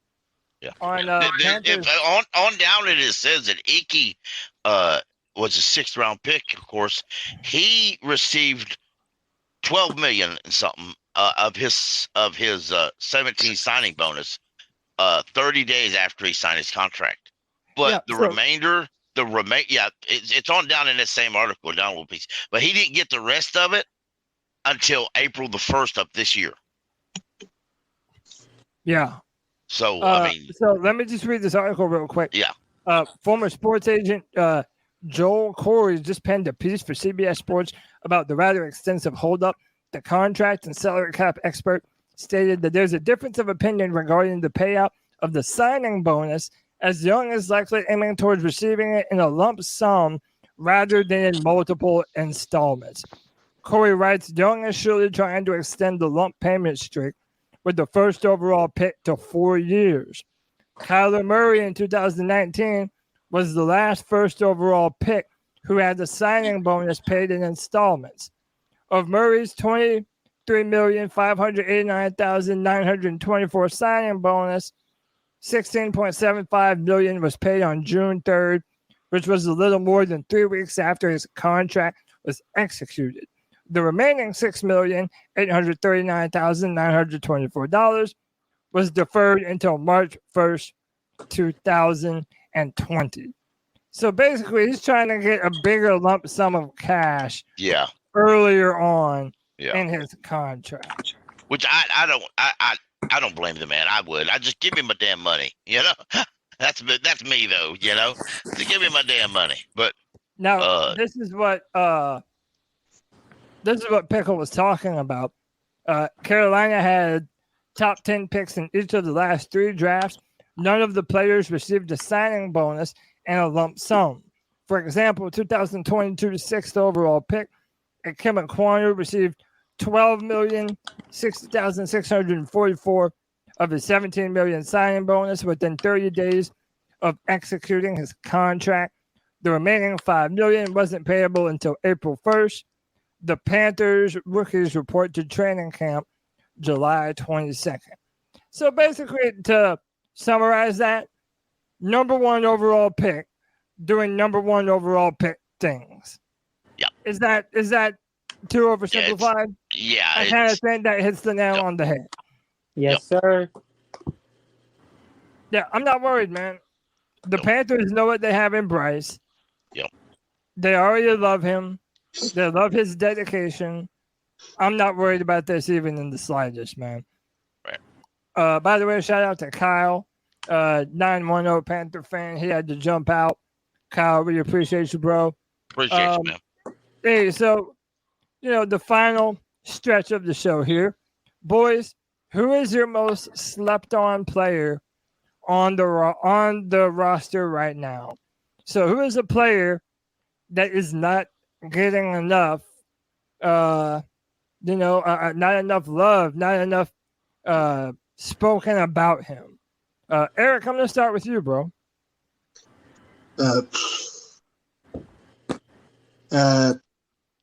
I'll say Marquise Haynes. I like the way he emerged last year, and I like to see if he could take an unexpected step that no one was expecting of him. All right. So I'll go Marquise Haynes. Y'all know mine. I said Chuba Hubbard, and I'm gonna stand by that. I'll take. Yeah, JJ, go ahead, man. Oh, all right. I haven't made up my mind yet. Let someone else go. I got mine. Yeah, go ahead, Kev. You already know it's Hayden Hurst. I'm already predicting 600 yards, 6 touchdowns. He's going to have the most touchdowns receiving on this team. That is a great answer. I'm not mad at that answer at all. Yeah. Now I wish I took his answer before he went. All right, let me see who's next. Colby, who's your most slept-on player, bro? I think tradition. That's a tradition. Locally with us, I don't think this is the correct answer, but I think nationally they're gonna find out that Miles Sanders coming to the Panthers is gonna be one of the best all-season moves in the entire NFL. All right. So I'm gonna have to go with Miles on a national level. Yeah, they've been talking about him having a down year this year, so I don't see it. Yeah. I mean, he might not get 1,300 total yards, but like I said, if he gets 1,100, I'll take that 1,200. If he still breaks the K, he'll be great. Hey, let me welcome Dynasty. Hey, real quick, let me welcome Dynasty King to the show. Dynasty, what's up, bro? No, what's good, man? That's a heavy question. The most slept-on player. That's heavy because all players technically on this roster are damn near slept on. Yep. Like we're going off the potential of Terrence Marshall. We're going off the potential of Mingo. And all of them are low-key dogs. They all shown it. They just haven't shown it in a full productive year like recently. Like the year before, Mingo was the shit with Matt Corral. No, but you look at the tape. The boy had crazy all over the place hands. Yep. The year before, Bryce Young, he won the Heisman. He set records. He was the only team that ever beat Georgia. So if we look at everybody is slept on. Well, my pick is going to be TMJ. Good answer. Because, you know what I mean? The reason why I say he slept on, because the boy got skill from back in LSU. Back when he was with the trio, Jamar Chase and Justin Jefferson, and there was times he outshined both of them. I was going to say, wasn't he just as productive? Yeah. He was more productive. He said no. Yeah, he was the best of the three, to be technical. Yeah, and when he got drafted, he was hurt. The first year he was hurt. Then we had the worst coaching staff on earth. So I want to say him mixed with Thomas Brown and Frank. I think they're gonna bring potential out of him that we didn't see coming. We have our number one. We just had to have a chance to see it come together. That's what I'm gonna call it. TMJ is gonna be our 1,000-yard receiver. All right. Yo, Dynasty, I recognize your voice, bro. Where do I know you from, dog? Yo, they used to call me Big Mike on the other show when I was kicking it with King. Yeah. Yeah, I knew I recognized your voice, Mike. Yeah, I appreciate you jumping in, man. Hell yeah. Sure. That's a great point, though. Everything that you just said, man. You know, I even like you throwing out Jonathan Mingo, like just because he's a rookie, just because there's like some other players that's around that were kind of like, you know, we signed them. We think that they might be a bigger deal for us. Like having that rookie quarterback, rookie wide receiver connection, bro. That's kind of crazy important to the development of both of those men. Well, absolutely, because they were saying technically, I'm not saying he's going to be the next AJ Brown, but I heard the man was for his skill level and football IQ, he was past those levels of AJ Brown. So people don't understand DJ Calf, AJ Brown. This is the same school. They produce some receivers. They might not give you a great quarterback, but they'll give you some receivers. Yo, Cody, I got my answer. All right, JJ. I don't think anyone's expecting me to really say this answer, but I think Xavier Woods will be a key part of this defense next year. Oh, that's a good one. I haven't heard really, because I think we can all remember there were multiple times he just dropped picks. I really hope that's not the case this year. You know, he could get a few. I think the whole secondary will actually be better ball hawks than we expect, honestly. But I think Xavier Woods. Hopefully he can still play up to that contract we gave him. I don't think he was really bad last year, but I mean, like if he wants to stay for that third year so he doesn't get cut or whatever, I think he'll just be pretty crucial for our secondary to stay intact. Yeah. No, dude, I don't hear anyone say Xavier Woods. Like that's another player I feel like most people forgot about. That was the first name that came to my mind, but at first I was like, nah, they probably not even gonna like that answer, so that's why I kept thinking, but I was like, I'm gonna stick to it. He's also gonna teach Jamie Robinson. That could be a good duo. Von Bell is another good one. Go ahead, Pickle. My guy is something that nobody's talking a lot about. I think Tommy Tremble is going to come out and light some people on fire this year. I think he actually, I think he actually takes the tight end 2 job. I really do. I think he lights people on fire. I think so too, Pickle. He needs to get new hands, not bricks for him. But remember what Tommy Tremble said, man. Yeah, sometimes better coaching goes a long way. They never had anyone even teaching them. The new that's right. route running and man. So it's like I'm excited to see I'm excited to see the development that we could see from him this year. He literally said that it's the first time he felt like being coached. That's cold to say. He did throw straight shade, boy.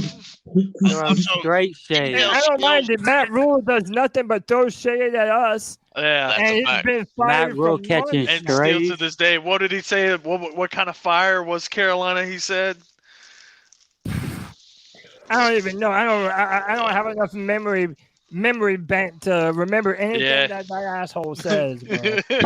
Because the only bad thing we really did was hire him. So, like, that's the shame on Carolina. Why would they do that? Was the laughing stock shit. I said it before and I'll say it again. His only good move was drafting Icky and starting him at left tackle day one. It took him 3 damn years to do that. Exactly. That's his only good move. Yeah, I mean, That's pathetic that's all he has to show for it. I have some doubts that somebody didn't twist his arm and say, you have to do this. Yeah, right. Go ahead, Anthony. Yeah, camping. Oh, no, I was just going to say, and even that, I remember last year, like, that was a debate. Like, he was still competing for that job. Like, when you're drafted as a top, 6 pick, you got to start immediately, especially when our offensive line, like, needed help. But my player, because I haven't gone yet, but I'm just going to say Hayden Hurst. Like, shout out to Kevin. I tried drafting him in our fantasy league to trade up, but no one would trade with me. I think Hayden Hurst is going to be a really good piece for our offense. Not talking about the wide receivers, but I think he's just going to be a good safety blanket for, Bryce Young. Any tight end, your rookie year is just going to help you out because they're the most, reliable and catching, especially Hayden Hurst. So I think he's going to be a big part of our offense, moving forward. His numbers might not show it justice, but he's going to be good for like third down situations and stuff like that. And he's a vertical threat. We haven't had a vertical tight end on this team since Greg Olsen, really, since 2018. Facts. So that's going to be huge. Look, the last time he had a vertical threat, he turned it into Zach Ertz. That's scary. Yeah, and Bryce Young, he threw to Cameron Latu a lot the last 2 years, and like that's something I took away from that. So I knew they were going to go after like a big free agent tight end. That's something we definitely needed because I don't think Ian Thomas past this season has a future on this team. So, and Hayden's under contract, so he's going to be the future tight end one here. To add to that, honestly, I kind of forgot about this. Frank Wright's first year as head coach in Indiana, he signed Eric Ebron. He had a career year with Andrew Luck. And made the Pro Bowl and everything. He had a really good year that year. He fell off after, but and Ebron sign him, bro. Yeah, you remember when Eric Ebron was pounding the table to come to Carolina? He still is. He still is, but nobody to the second.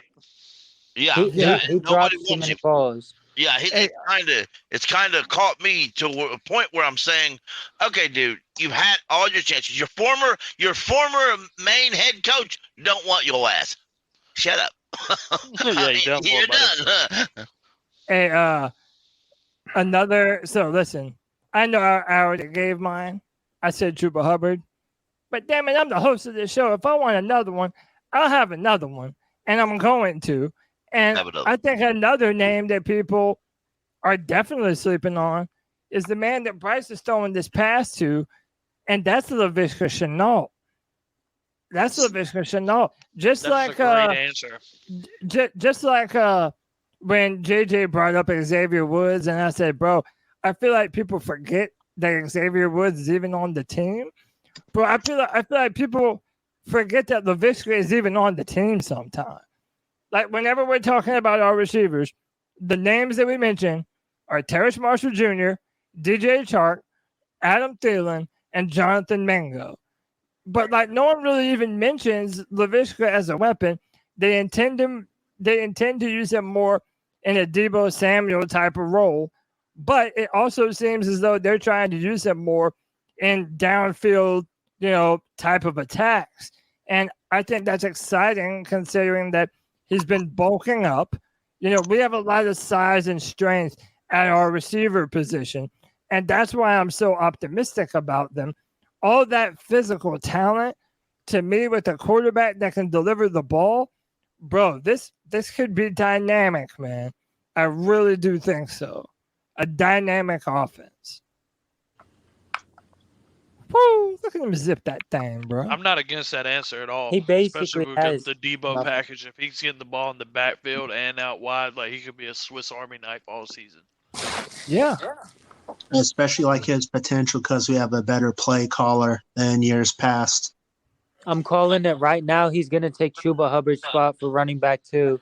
Absolutely endorse it. I would be 100% with all of that. I've been He's saying probably that. the best power back we got on this roster. Well, I I've got been another saying one. that, and I'm not mad at it because I've been advocating for him to make that move. I think Is D Blackshear's still gonna be here? number 2. Oh, Blackshear, okay. I remember D's yesterday told me to bring this up because I saw a Now, post that D said said he was coming back. I'm sorry to interrupt you, JJ. D No, you're posted good. in the leak chat that his earbuds went dead and he has to charge them up before he gets back on. Okay. Cause I saw a stat. I also put it in the chat yesterday. They said like maybe it was last year. I'm assuming that 18% of our roster was like undrafted, or our starters were undrafted. 18% of them, and he was kind of in disbelief. So he wanted me to bring that up today. It was tied for second highest in the NFL. Hey, JJ, if I get tickets to the Cowboys game, we got to link up, bro. Bro, I'm not even going. You know, that's a long stretch. Like we might have to split on that then, if we want to buy 2 tickets for that, cause it's like almost $800 for that shit. Bro, you only live once, JJ. I know, right? You would never forget that shit Bro, as I long thought, as you live. shit, I man. thought you were already going to the game. Like that was my plan, but then like from my first time checking the prices to my second, they basically doubled, and I was like, $800 man, a ticket for 2 tickets, but still I gotta drive like 6-7 hours there. You know, like He's also talking about Jerry's World, Pickle. no. I know, it's here. Hey, you're driving 6 hours, so you're Yeah, no, basically it going is to in have to stay in a Charlotte. It is couple in hotels. Yeah, but I mean, like I you get understand free that. hotels, That's but a lot of money. that's a lot. That's almost $1,000 for the trip. You know, like easy. Yeah. I'm going to the opening week 1, Atlanta. I'm thinking about going there for that. It's a once in a lifetime trip. And just those- imagine you spend all that money, you go on there, you're hyped up, and Bryce Young whips the Cowboys, the Panthers whip the Cowboys, and it's 50-0 in Jerry's World. JJ comes out, throws Ohio State under the bus, and said, I will always be an Alabama fan. Maybe not, but yeah, maybe not.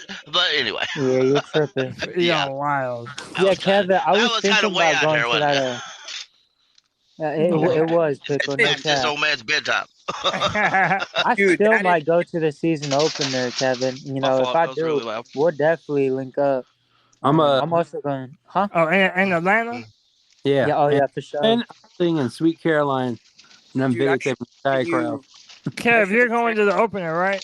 Yeah, week 1. You already got the tickets and everything? Yeah. I bought my tickets for the Titans game. Cody, you know, have you got your ticket for that game? So I'm going to Tennessee. I'm ready I for still that might one. go to the honor ceremony with Moose and Pep thinking about buying tickets. Which game I is can't that? miss the first home game. It's Houston. I'm going Okay, to that. Yeah, go ahead. No, Kev, I was just gonna say, like, I should have sent you this TikTok. Like, guys in Atlanta traffic were like playing tennis on the side of the road, bro. Like, I've dude, that traffic is crazy, bro. So make sure to get there early. Yeah. I have a friend who I shall not name, who has You have a friend. PSLs. Yeah, I have a friend who dipshit. Shut up. Don't interrupt me. I'll drop you out of the show. Who has PSLs. So I'm going to Monday Night Football against the Saints. Absolutely. But I'm trying to go to some more. So I'm going to keep y'all posted and let y'all know if your boy ends up showing up. Man, There's a look, couple I want. Now, look, this man has the audacity to show up at the last hour of the show. Literally, there's like, it's 10 o'clock, and this man just decides to jump on. But I'm going to let him say his piece. My man from the 704 Charlotte Bound Show Twan Don, how dare you jump on that 10, Hey bro? man, What are you doing to me right now, dog? What's up, Twan? I just woke up and look, my birthday is tomorrow. Happy birthday! I'm getting started early, and I'm turning the big 5-0, man. You I know. was about to say, damn, you turning 75, bro? I'm sorry, man. Nah. I know from experience. Happy once birthday, you hit that, Twan. it's straight downhill. But Appreciate it, man. Damn, you said 50? Yeah. yeah, see, JJ, he's over twice as old as you are. Yeah, I'm glad to be under twice as young as you. You don't look it either, Twan. You don't look it, brother. Oh no. Everybody tells me. You know, black don't crack, man. Yo, Twan, do you remember? Yo, Twan, I bet you remember when we landed on the moon, bro. You were already 34 years old out here. I'm old as dirt now, man. I'm old as dirt. I used to always joke about my mom every year getting older, and like now, you know. But look, man, I'm gonna tell you, like, it's a beauty in this shit because Oh yeah.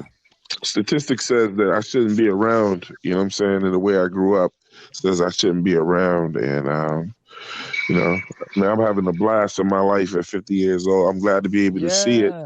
There's a lot of people that didn't get to see this 50 years old, man. So I'm Hey, good. can I say something else since we're on the topic? Since we're on the topic, people have to stop speaking age onto themselves. Right. Like, I hear people in their 20s and 30s being like, oh man, I'm so old now. Bro, no the fuck you're not. I'm young as hell. You know how many people in their 40s and 50s would love to be in their 20s and 30s again? Hell bro, yeah. it's all about perspective.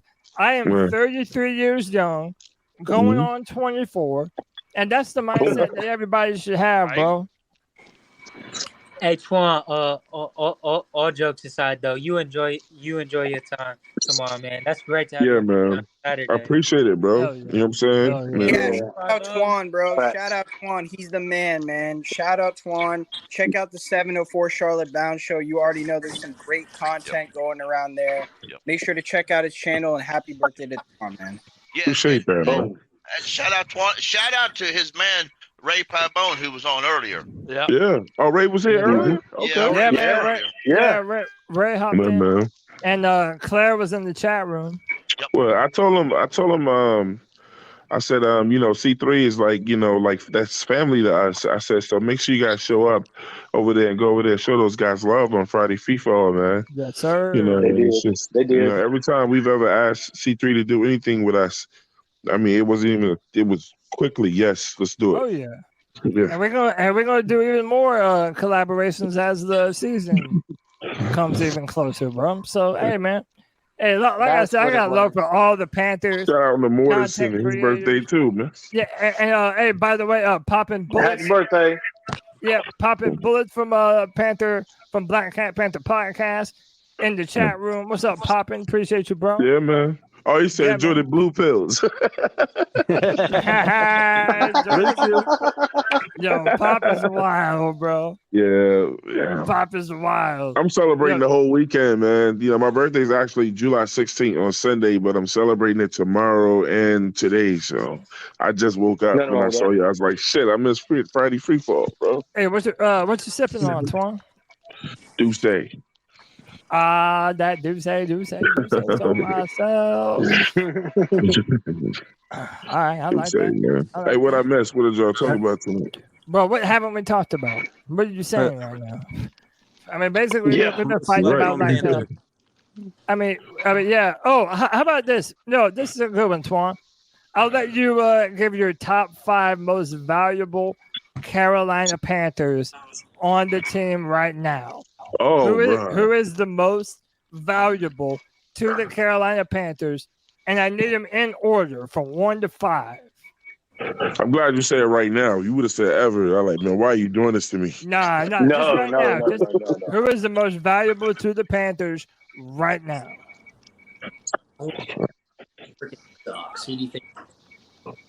Yeah, it's tough. At number 5, Frankie Louvo. Okay. I might have to move something around before I'm done. Luvu almost broke the tackle for loss record last season. Good one, Twan. Number 4. Yes, he did.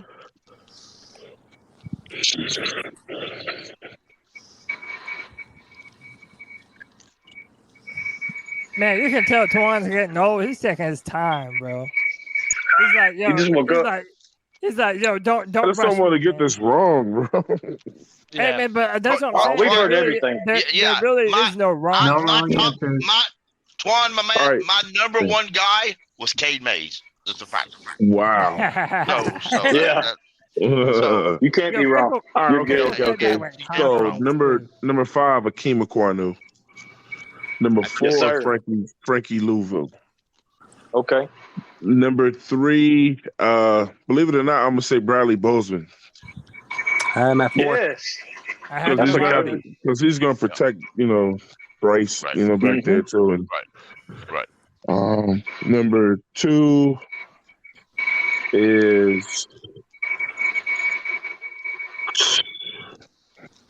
J.C. Horn, and the most valuable player on our team is going to be Bryce Young. Boom.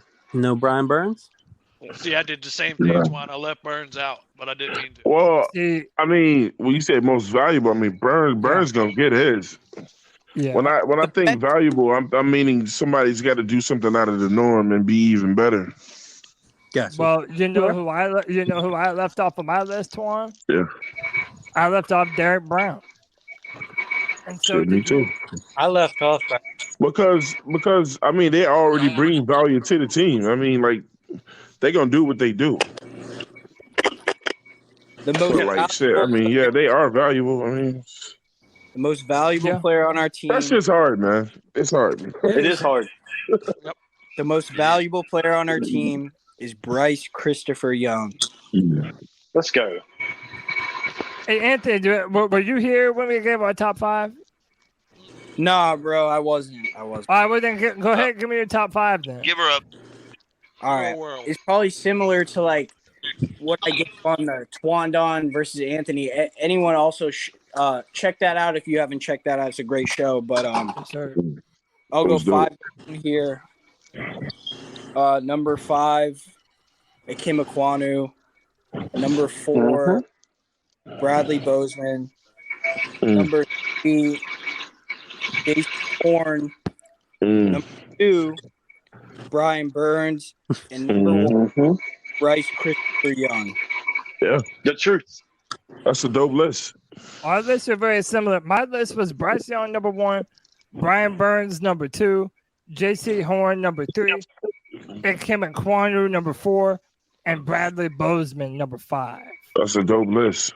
You could even argue Frankie Louvu because he's probably, I mean, we have to sign him after this year, and I want him back. Like, one of my favorite players on the whole team. Like, I may get his jersey, bro. I love Frankie Louvu. Dylon, and Dylon because he's undefeated. Dylon. Chin gets 100 tackles. He misses everybody's list, though. Yeah, definitely. Bryce Young's gonna need a safety blanket. Wait, say that one more time, JJ. I said honorable mention to Hayden Hurst because Bryce Young's gonna need a Definitely. safety blanket. I think Yeah. he and Miles Sanders we're gonna be like, man, we're so glad we signed those two like midway through the season. Yeah. No, I agree. I agree 1,000. Poppin' booty. Miles Sanders and Hayden Hurst, that's going to be the safety valve for Bryce. I think when we're going to be aggressive, it'll be the trio of Terrace Marshall Jr., Jonathan Mingo, and DJ Chark. When I think that we're going to gash you across the middle, it'll be Adam Thielen, Laviska Shenault, and Miles Sanders.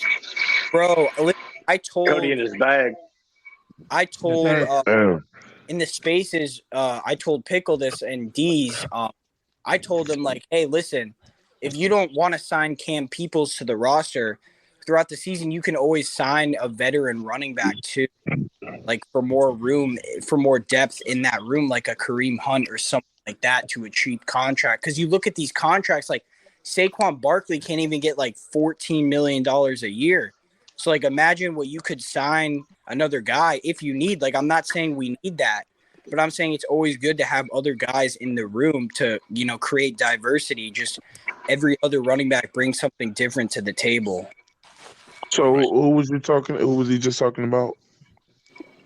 Like Kareem Hunt for so I'm a big fan of Cam Peoples from App State because he's like a big bruiser.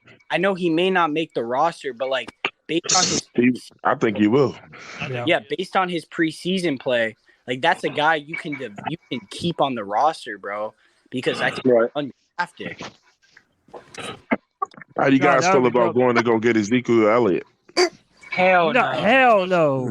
Like, yo, that man is slower than a tortoise, bro. Nah, he looks good though. Like you seen the videos and they've been putting out on him. He looks good. I did, Twan. I did. I mean, he really. Hey, tell him, Deans, he looks good, man. Yeah, he just didn't work out in Dallas. Hey, real quick, let me welcome my man Chuck to the Friday free for all. Him and his little kid. What's up, Chuck? Man, how's it going? What's up, bro? How you doing, man? It's good, man. It's good, man. I'm just going to say quick things. I got to go back. No problem. One, I'm trying to go to the Monday Night Football game. Whoever trying to go, just hit me up. I'll be out there. Two, the one thing I think is going to be a breakout player, I think Frankie Louvu. I think, honestly, the one mistake that our GM made was making him be on the inside. I think he should be an outside linebacker. I think he's going to be a star. So, yeah, I think Fitterer made a mistake and made him inside. I think he should be outside. That's all I got. All right. Hey, go get your save some money, and I'm trying to tell you, you're gonna want to get a Louvu jersey this year. Yeah. Hey, Chuck, now that you're on here, bro, I've been asking people the top 5 most valuable Carolina Panthers players that are on the roster. So just like going into next year, who are the most valuable players on the team in order from 1 to 5, or you can go 5 to 1. But number 1 being the most valuable, 5 being the least, but still top 5 most valuable. Who would your list be, Chuck? Brian Burns, Icky, J.C. Horn.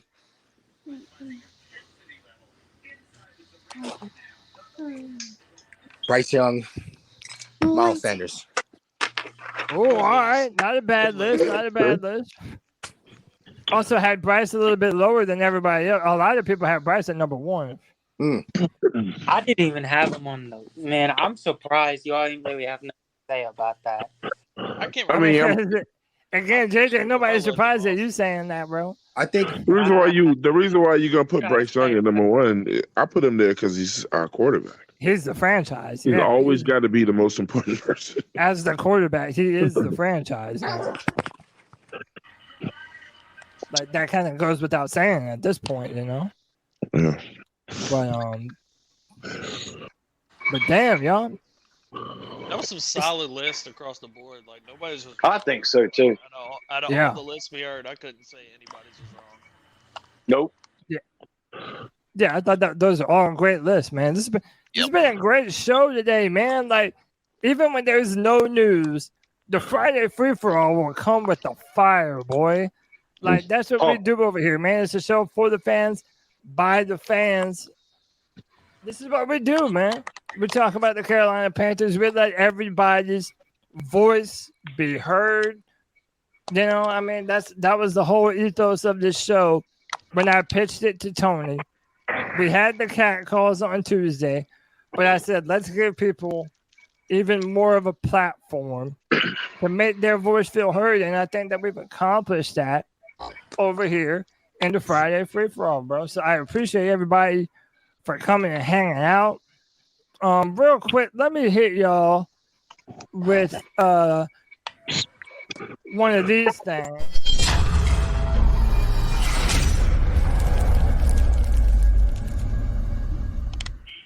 Subscribe your thing, people. Hit that like button, hit that subscribe, hit that notification bell for every single time the C3 Panthers podcast goes live. Gentlemen, if you know how we do around here, when we close out the show, I give everybody an opportunity to give their final words before we depart until the next Friday free-for-all. So I'm going to go around to each and every one of you, and I'm going to let you speak your piece, man, and say your final thoughts on the show today, your team, whatever you want to say, man. I am going to start with my man, Eric. Eric, talk to me, bro. Give me some final thoughts for the show, man. Today was a great show. I love the discussion, and all I'm going to say is I can't wait for the season to start. I'm hyped. Same. Thank you, I'm Eric. pumped. Super pumped up, man. This is the most excited I've been going into a Panthers football season in a very long time. So For good reason. For good reason. 100% for good reason. Next up, my man Cody. He's become one of my bros on Twitter. Colby, I appreciate you for jumping on the show again, man. You know we're always happy to have you. Give us some final thoughts and final words for the show, man. Man, I appreciate it. That's it's been a real good deal. I enjoy getting close with y'all and doing these shows, man. The hours just roll by like tonight. I can't believe it started 10 o'clock. Felt like we just I got know, on here. man. It's been a great time. It's been a great dialect. But I don't know. I'm gonna just keep it short, and I know it's really early to say this, and I'm not saying we could even win anything this year, but it just feels like there's something special in the air, and everything can just gel and mesh together. We could have a special season, even in year one. Tell him, Cole. Tell him. Year one. I like that. I like that all day, damn it. I like that. Yo, next up, my man. He came in late, but hey, man, better late than never. He runs the 704 Charlotte Bound show. You know him and love him. Twan Don, give me your final thoughts for the show today, my bro. Yeah, man. I'm sorry I was late. So forgive me on my tardiness. It's all good, bro. 704 Charlotte Bound Show. Make sure you guys go like, subscribe. Doing a lot of great shows now. Glad to be here on this earth. You know what I'm saying? And support. Special shout out to support. A lot of Panthers fans out here doing things that are non-podcast forms, like different art and things like that. Hey, look, man, shout out to D's L Skills and Aries Claire. They out here, look, they doing the art. They're doing the art with the Carolina Panthers. Like that's another piece of what we do is art and things that you can hang on your wall, man. So like patronize both of them. If you want to get something done with Panthers, something different, then look them up. Look at their artwork on Twitter and wherever they place it. You know, so I want to shine a light on them, these artists that's behind the scenes. Everybody doesn't do things by talking on podcasts. Some people use their hands and things like that.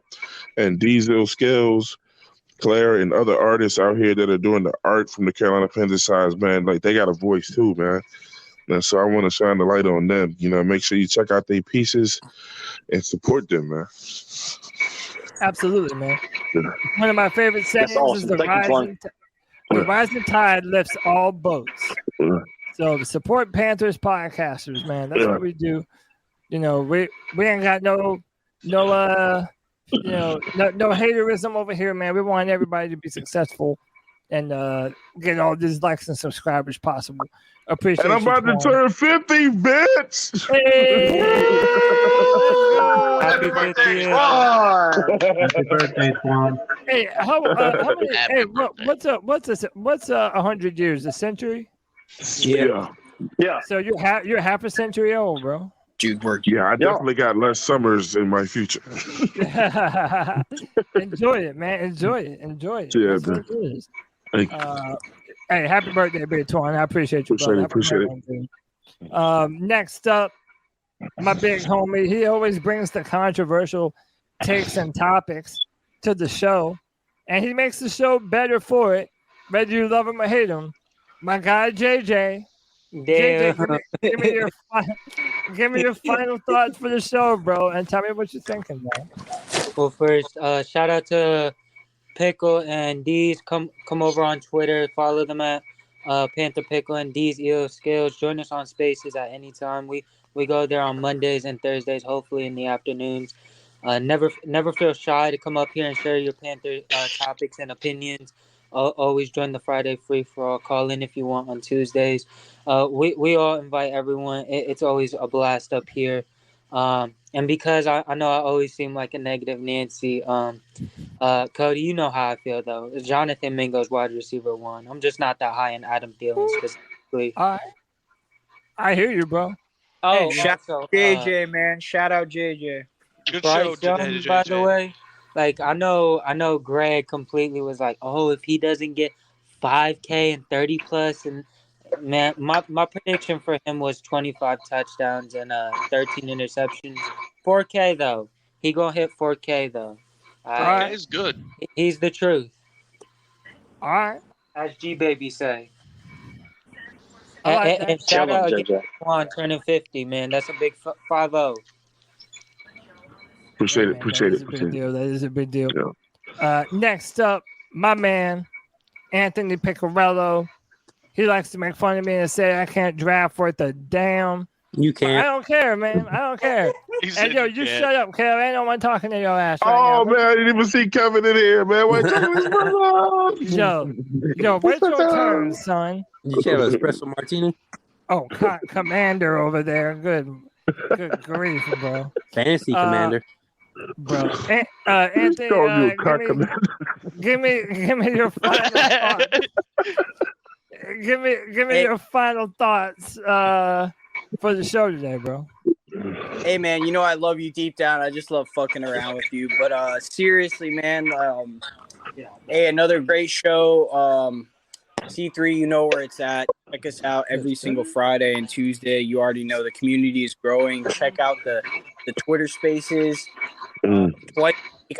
We're doing great at. I know I've been working, so I haven't been able to be there. Shout out Twan, happy 50th birthday. That's one Appreciate of my that, bro. Yeah, one of my brothers. This community of the Panthers. Also, shout out Bryce Christopher Young. I'm still your second greatest fan ever, and you will be a great quarterback. I don't want to be disappointed, but we'll see what happens. I mean, I have great hopes for this team for the future, and I think we're going to win our first Bowl with them. So we'll see what happens with that. I'm not even going to say where you can find me because most people know where I am already. I'm arguing on Twitter every day, if anyone even still uses that app. But yeah, you already know. I do. Yeah. Shout out JJ. Me and JJ, like, we butt heads a lot, but at the end of the day, we agree on some stuff. But fuck the Hornets still. Fuck the Hornets. All day. Hey, Brandon Miller season, bro. He gonna prove everyone wrong. Basketball player. Hey, I'm not even at this Brandon Miller jersey. Even Pickles that fuck the I'll Hornets. be Hey, here. Fuck everyone. Hey, Basketball player. hey, look. I have to give one Dumbass last bumblebees. my one last plug, bro. These are my favorite shirts that we have ever put out ever. Cold. Ever. Those are dope, man. Gotta give me one. If you are a fan of the C3 Panthers podcast, bro, Carolina Chronicles.com. Go to shop. $22, bro. We are repping C3 all year this year, bro. We're gonna have this in white as well. So we're gonna have the white and blue as well as the black and blue. Hey man, that helps us support, the website. You gotta do the blue on black, man. Yeah, man, dude, we're doing it all, man. So if you would like to support the show, CarolinaCatChronicles.com. Get you a brand new coffee mug. Pickle, you still have it? Nah, put it up, buddy. All right, you're good. Well, hey, man. Yeah. Check Who out. designed that shirt, man? This is Greg. the bat daddy right here, Greg. Is Oh, the one okay. that It's threw clean. this one together, Very, man. very clean. I love it. Might have Hey, look, I want to. I'm telling y'all right now, no joke. I want to get a Diesel Skills edition when y'all move up.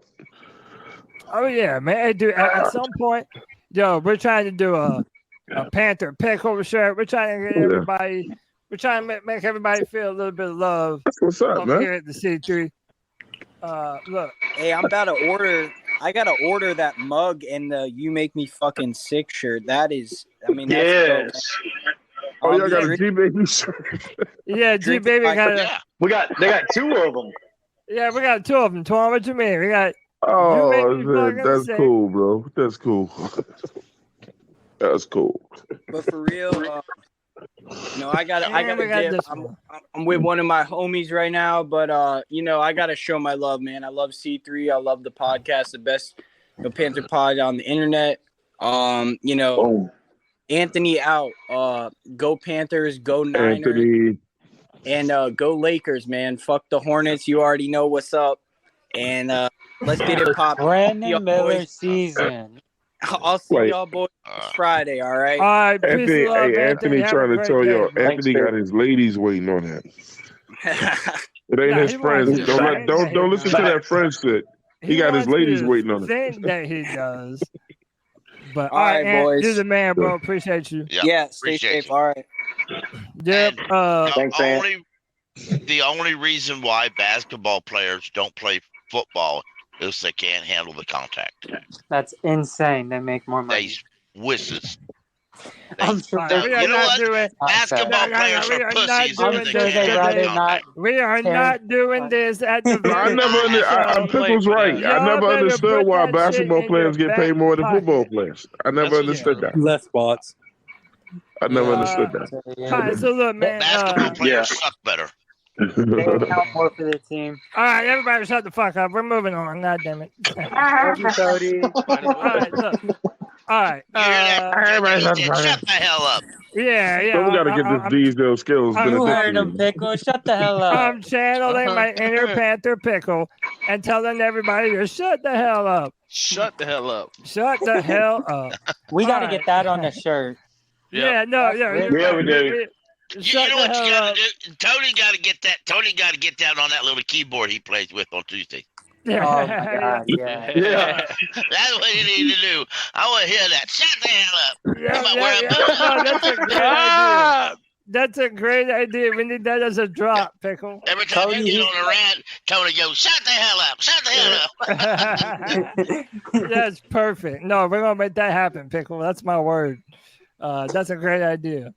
Next up, my man, White Chocolate Espresso. He likes to come in and talk a lot of bullshit. But he's all right in my book. So, give me your final thoughts for the show today, bro. What are you thinking? First of all, happy birthday to Twan. Definitely. Thank you, bro. You can find me at White Chocolate Espresso on Twitter. I'll be at the training camp on the 29th. I hope to see a bunch of y'all. And on a serious note, Cody does suck at fantasy football. But you better get your ass out of here.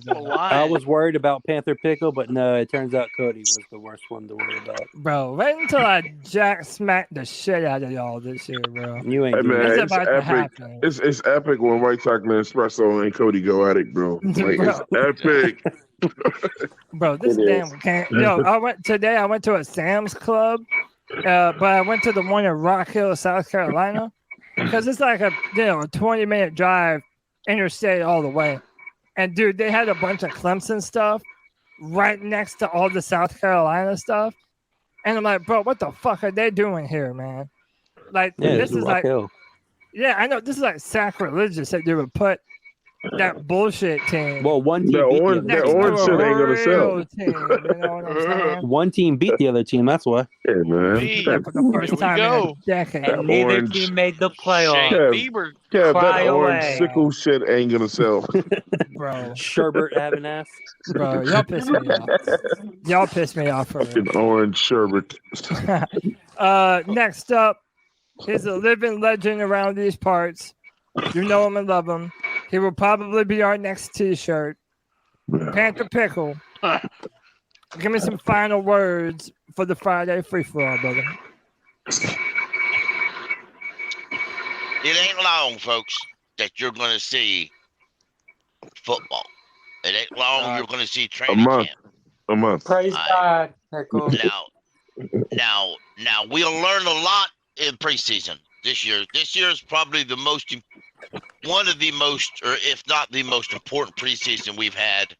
It's definitely the most important preseason we've had in probably a decade. Okay, because you have to. This preseason, everybody's got to pull up their perches and come out and play like a man. They got to play like they want their job. Don't matter unless you're Bryce Young or Jonathan Mingo. You got to walk out on that football field. And you got to prove you want that job because they're not handing it out to everybody. Some of these guys, the guys I just named, Brian Burns, we know they're going to show up. We know they're going to play out. The guys drafted last year. So what? You still might get cut this year. Guys drafted this year, you might get cut this year. Rookies, veterans, it's time to walk out and show who you are. And if you don't want to, you think you shouldn't have to play hard, you ain't gonna have a job with Carolina.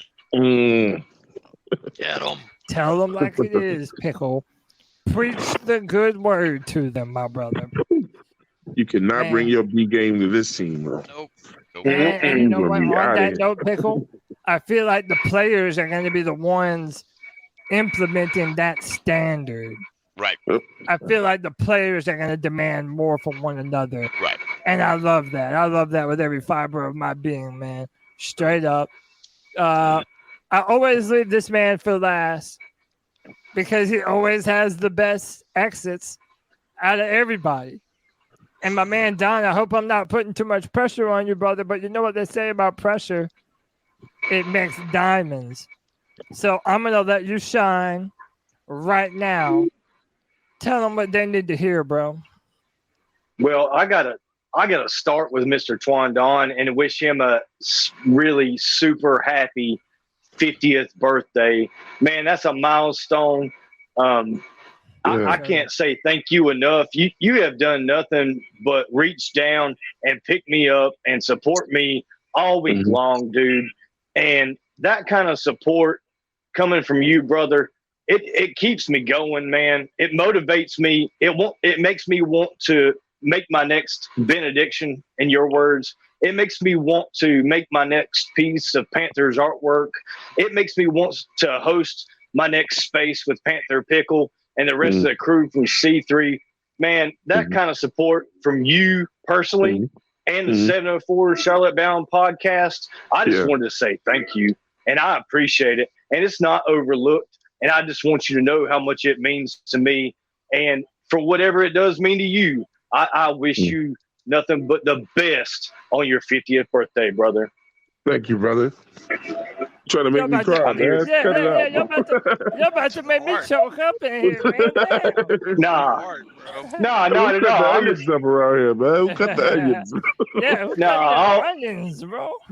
No. Man. All week long. He's dope, bro. He's dope, man. He's dope. He's been in my noties all week long, Twan, man. I see you, and I don't know what I did, brother, but if there's anything I can do to support you or help you in the 704, man, you just let me know because I appreciate it. It means a lot to me, and you keep me pumped up, brother, and I appreciate you. Moving on to C3. Let's talk about all the awesome things we've got going on in here. What Cody's been talking about for the last 20 minutes, he's been talking about that C3 community.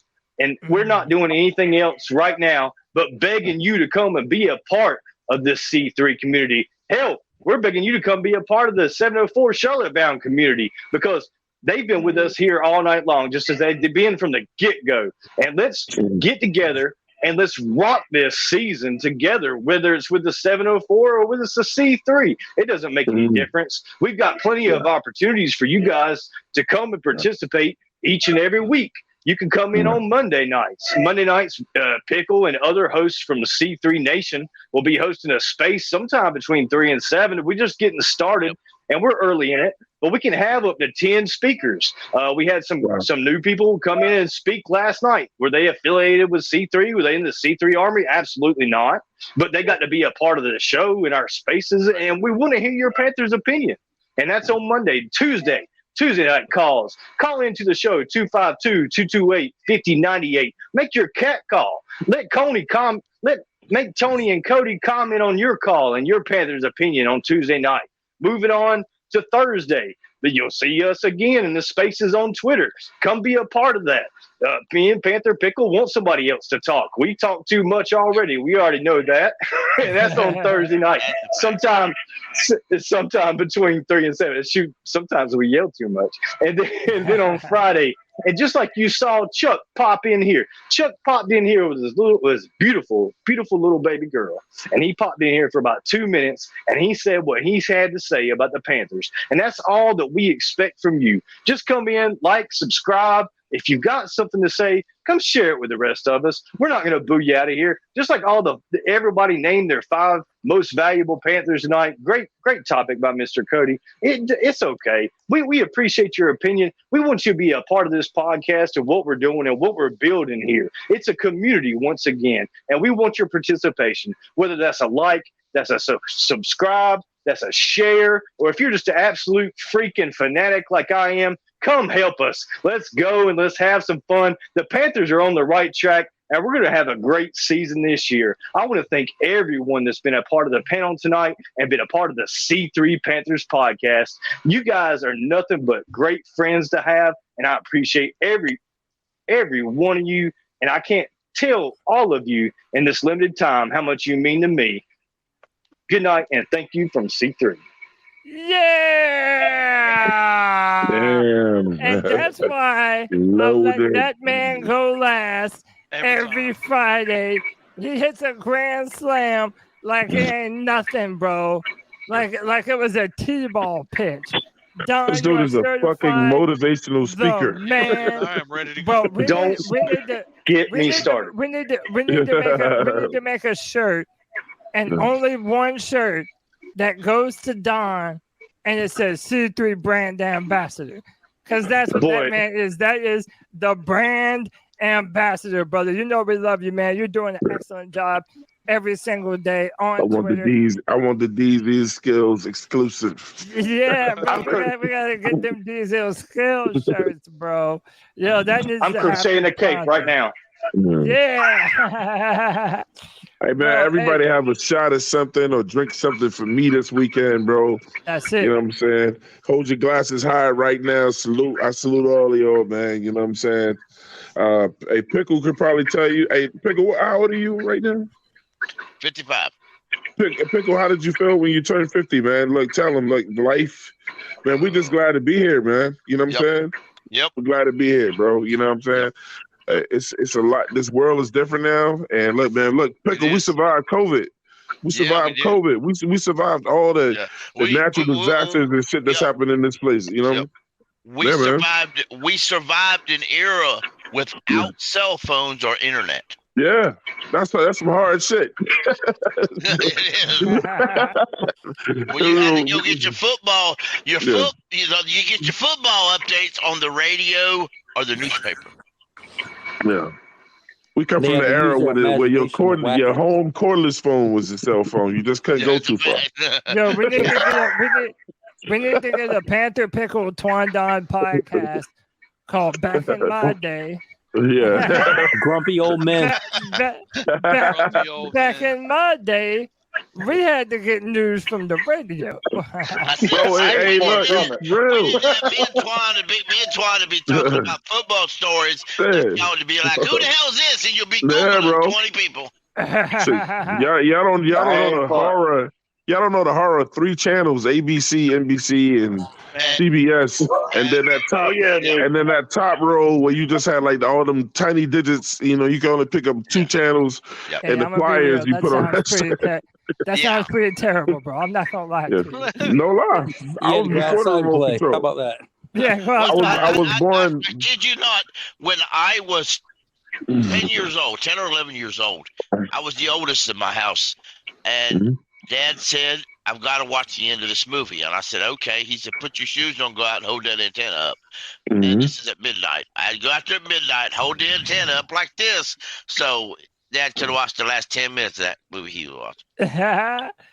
You know what's crazy is like I've been celebrating a lot of I've been celebrating a lot of 50 birthdays because when you go to high school and stuff, then your graduating class, everybody's celebrating their 50. You know what I'm saying? So, and then when you look back and see that, like, I mean, I'm from New York, you know what I'm saying? And I'm just like, man, I thank God for being here because a lot of people I went to high school with died at early ages. They're not here no more, man. Yeah. I just went Hey to man, you know what? That's a lesson to be thankful for the breath that you draw every day, bro. Because you could certainly not have it, man. Well, hey man, listen. There's a friend I went to school with, and he was a friend for a little while, and then he thought he was better than everybody else. And I found out recently that he lost everybody that he loved during COVID.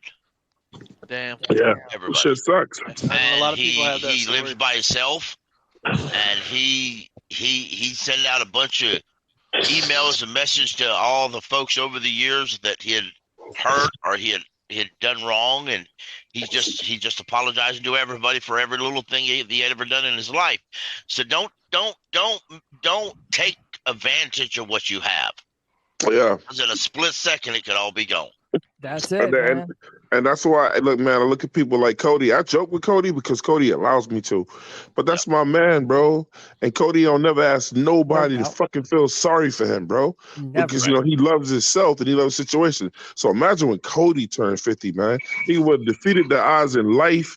And, you know what I'm saying? I mean, we all know Cody's situation. Like, so when he hit 50, come on, bro. Come on, Cody, but people sit around complaining about life, man, and then it's like Cody. I'm sure Cody like I don't want to hear that shit, bro. I'm living a real fucking life over here. I can't do nothing with your sympathy. Yeah. What am I supposed to do with that shit? That's why I don't take it easy on his ass. Exactly. That's why I talk so much shit. Yeah, man. I get angry at that I'm just afraid that when it's my day, there's gonna be a stairway to enter heaven, bro. I'm gonna be really fucked in, bro. That's fucked up. I know. Bro, that's what I'm saying. Cody, don't worry, brother. We'll be there. We'll pick you up and carry your ass. Hey, my boys. Damn right. Yeah. Damn like, right. Kev, hey, look. I'm looking at Kev like this little ass casket, man. Y'all better pick my ass up and bring me to the pearly gates, bro. Exactly. I'm just saying, dog. I've earned that shit at this point. But hey, man, listen. My name is Cody Lashley. This has been another edition of the C3 Friday Free for All, the show for the fans, by the fans. I will make sure that Tony Dunn uploads this to all the audio platforms. iTunes, Spotify, Stitcher. We appreciate y'all that requested us to put this on there. Hey, man, listen, y'all make this show happen. I appreciate each and every single one of y'all. To everybody out there, you already know what we tell y'all to do. Keep pounding. Keep.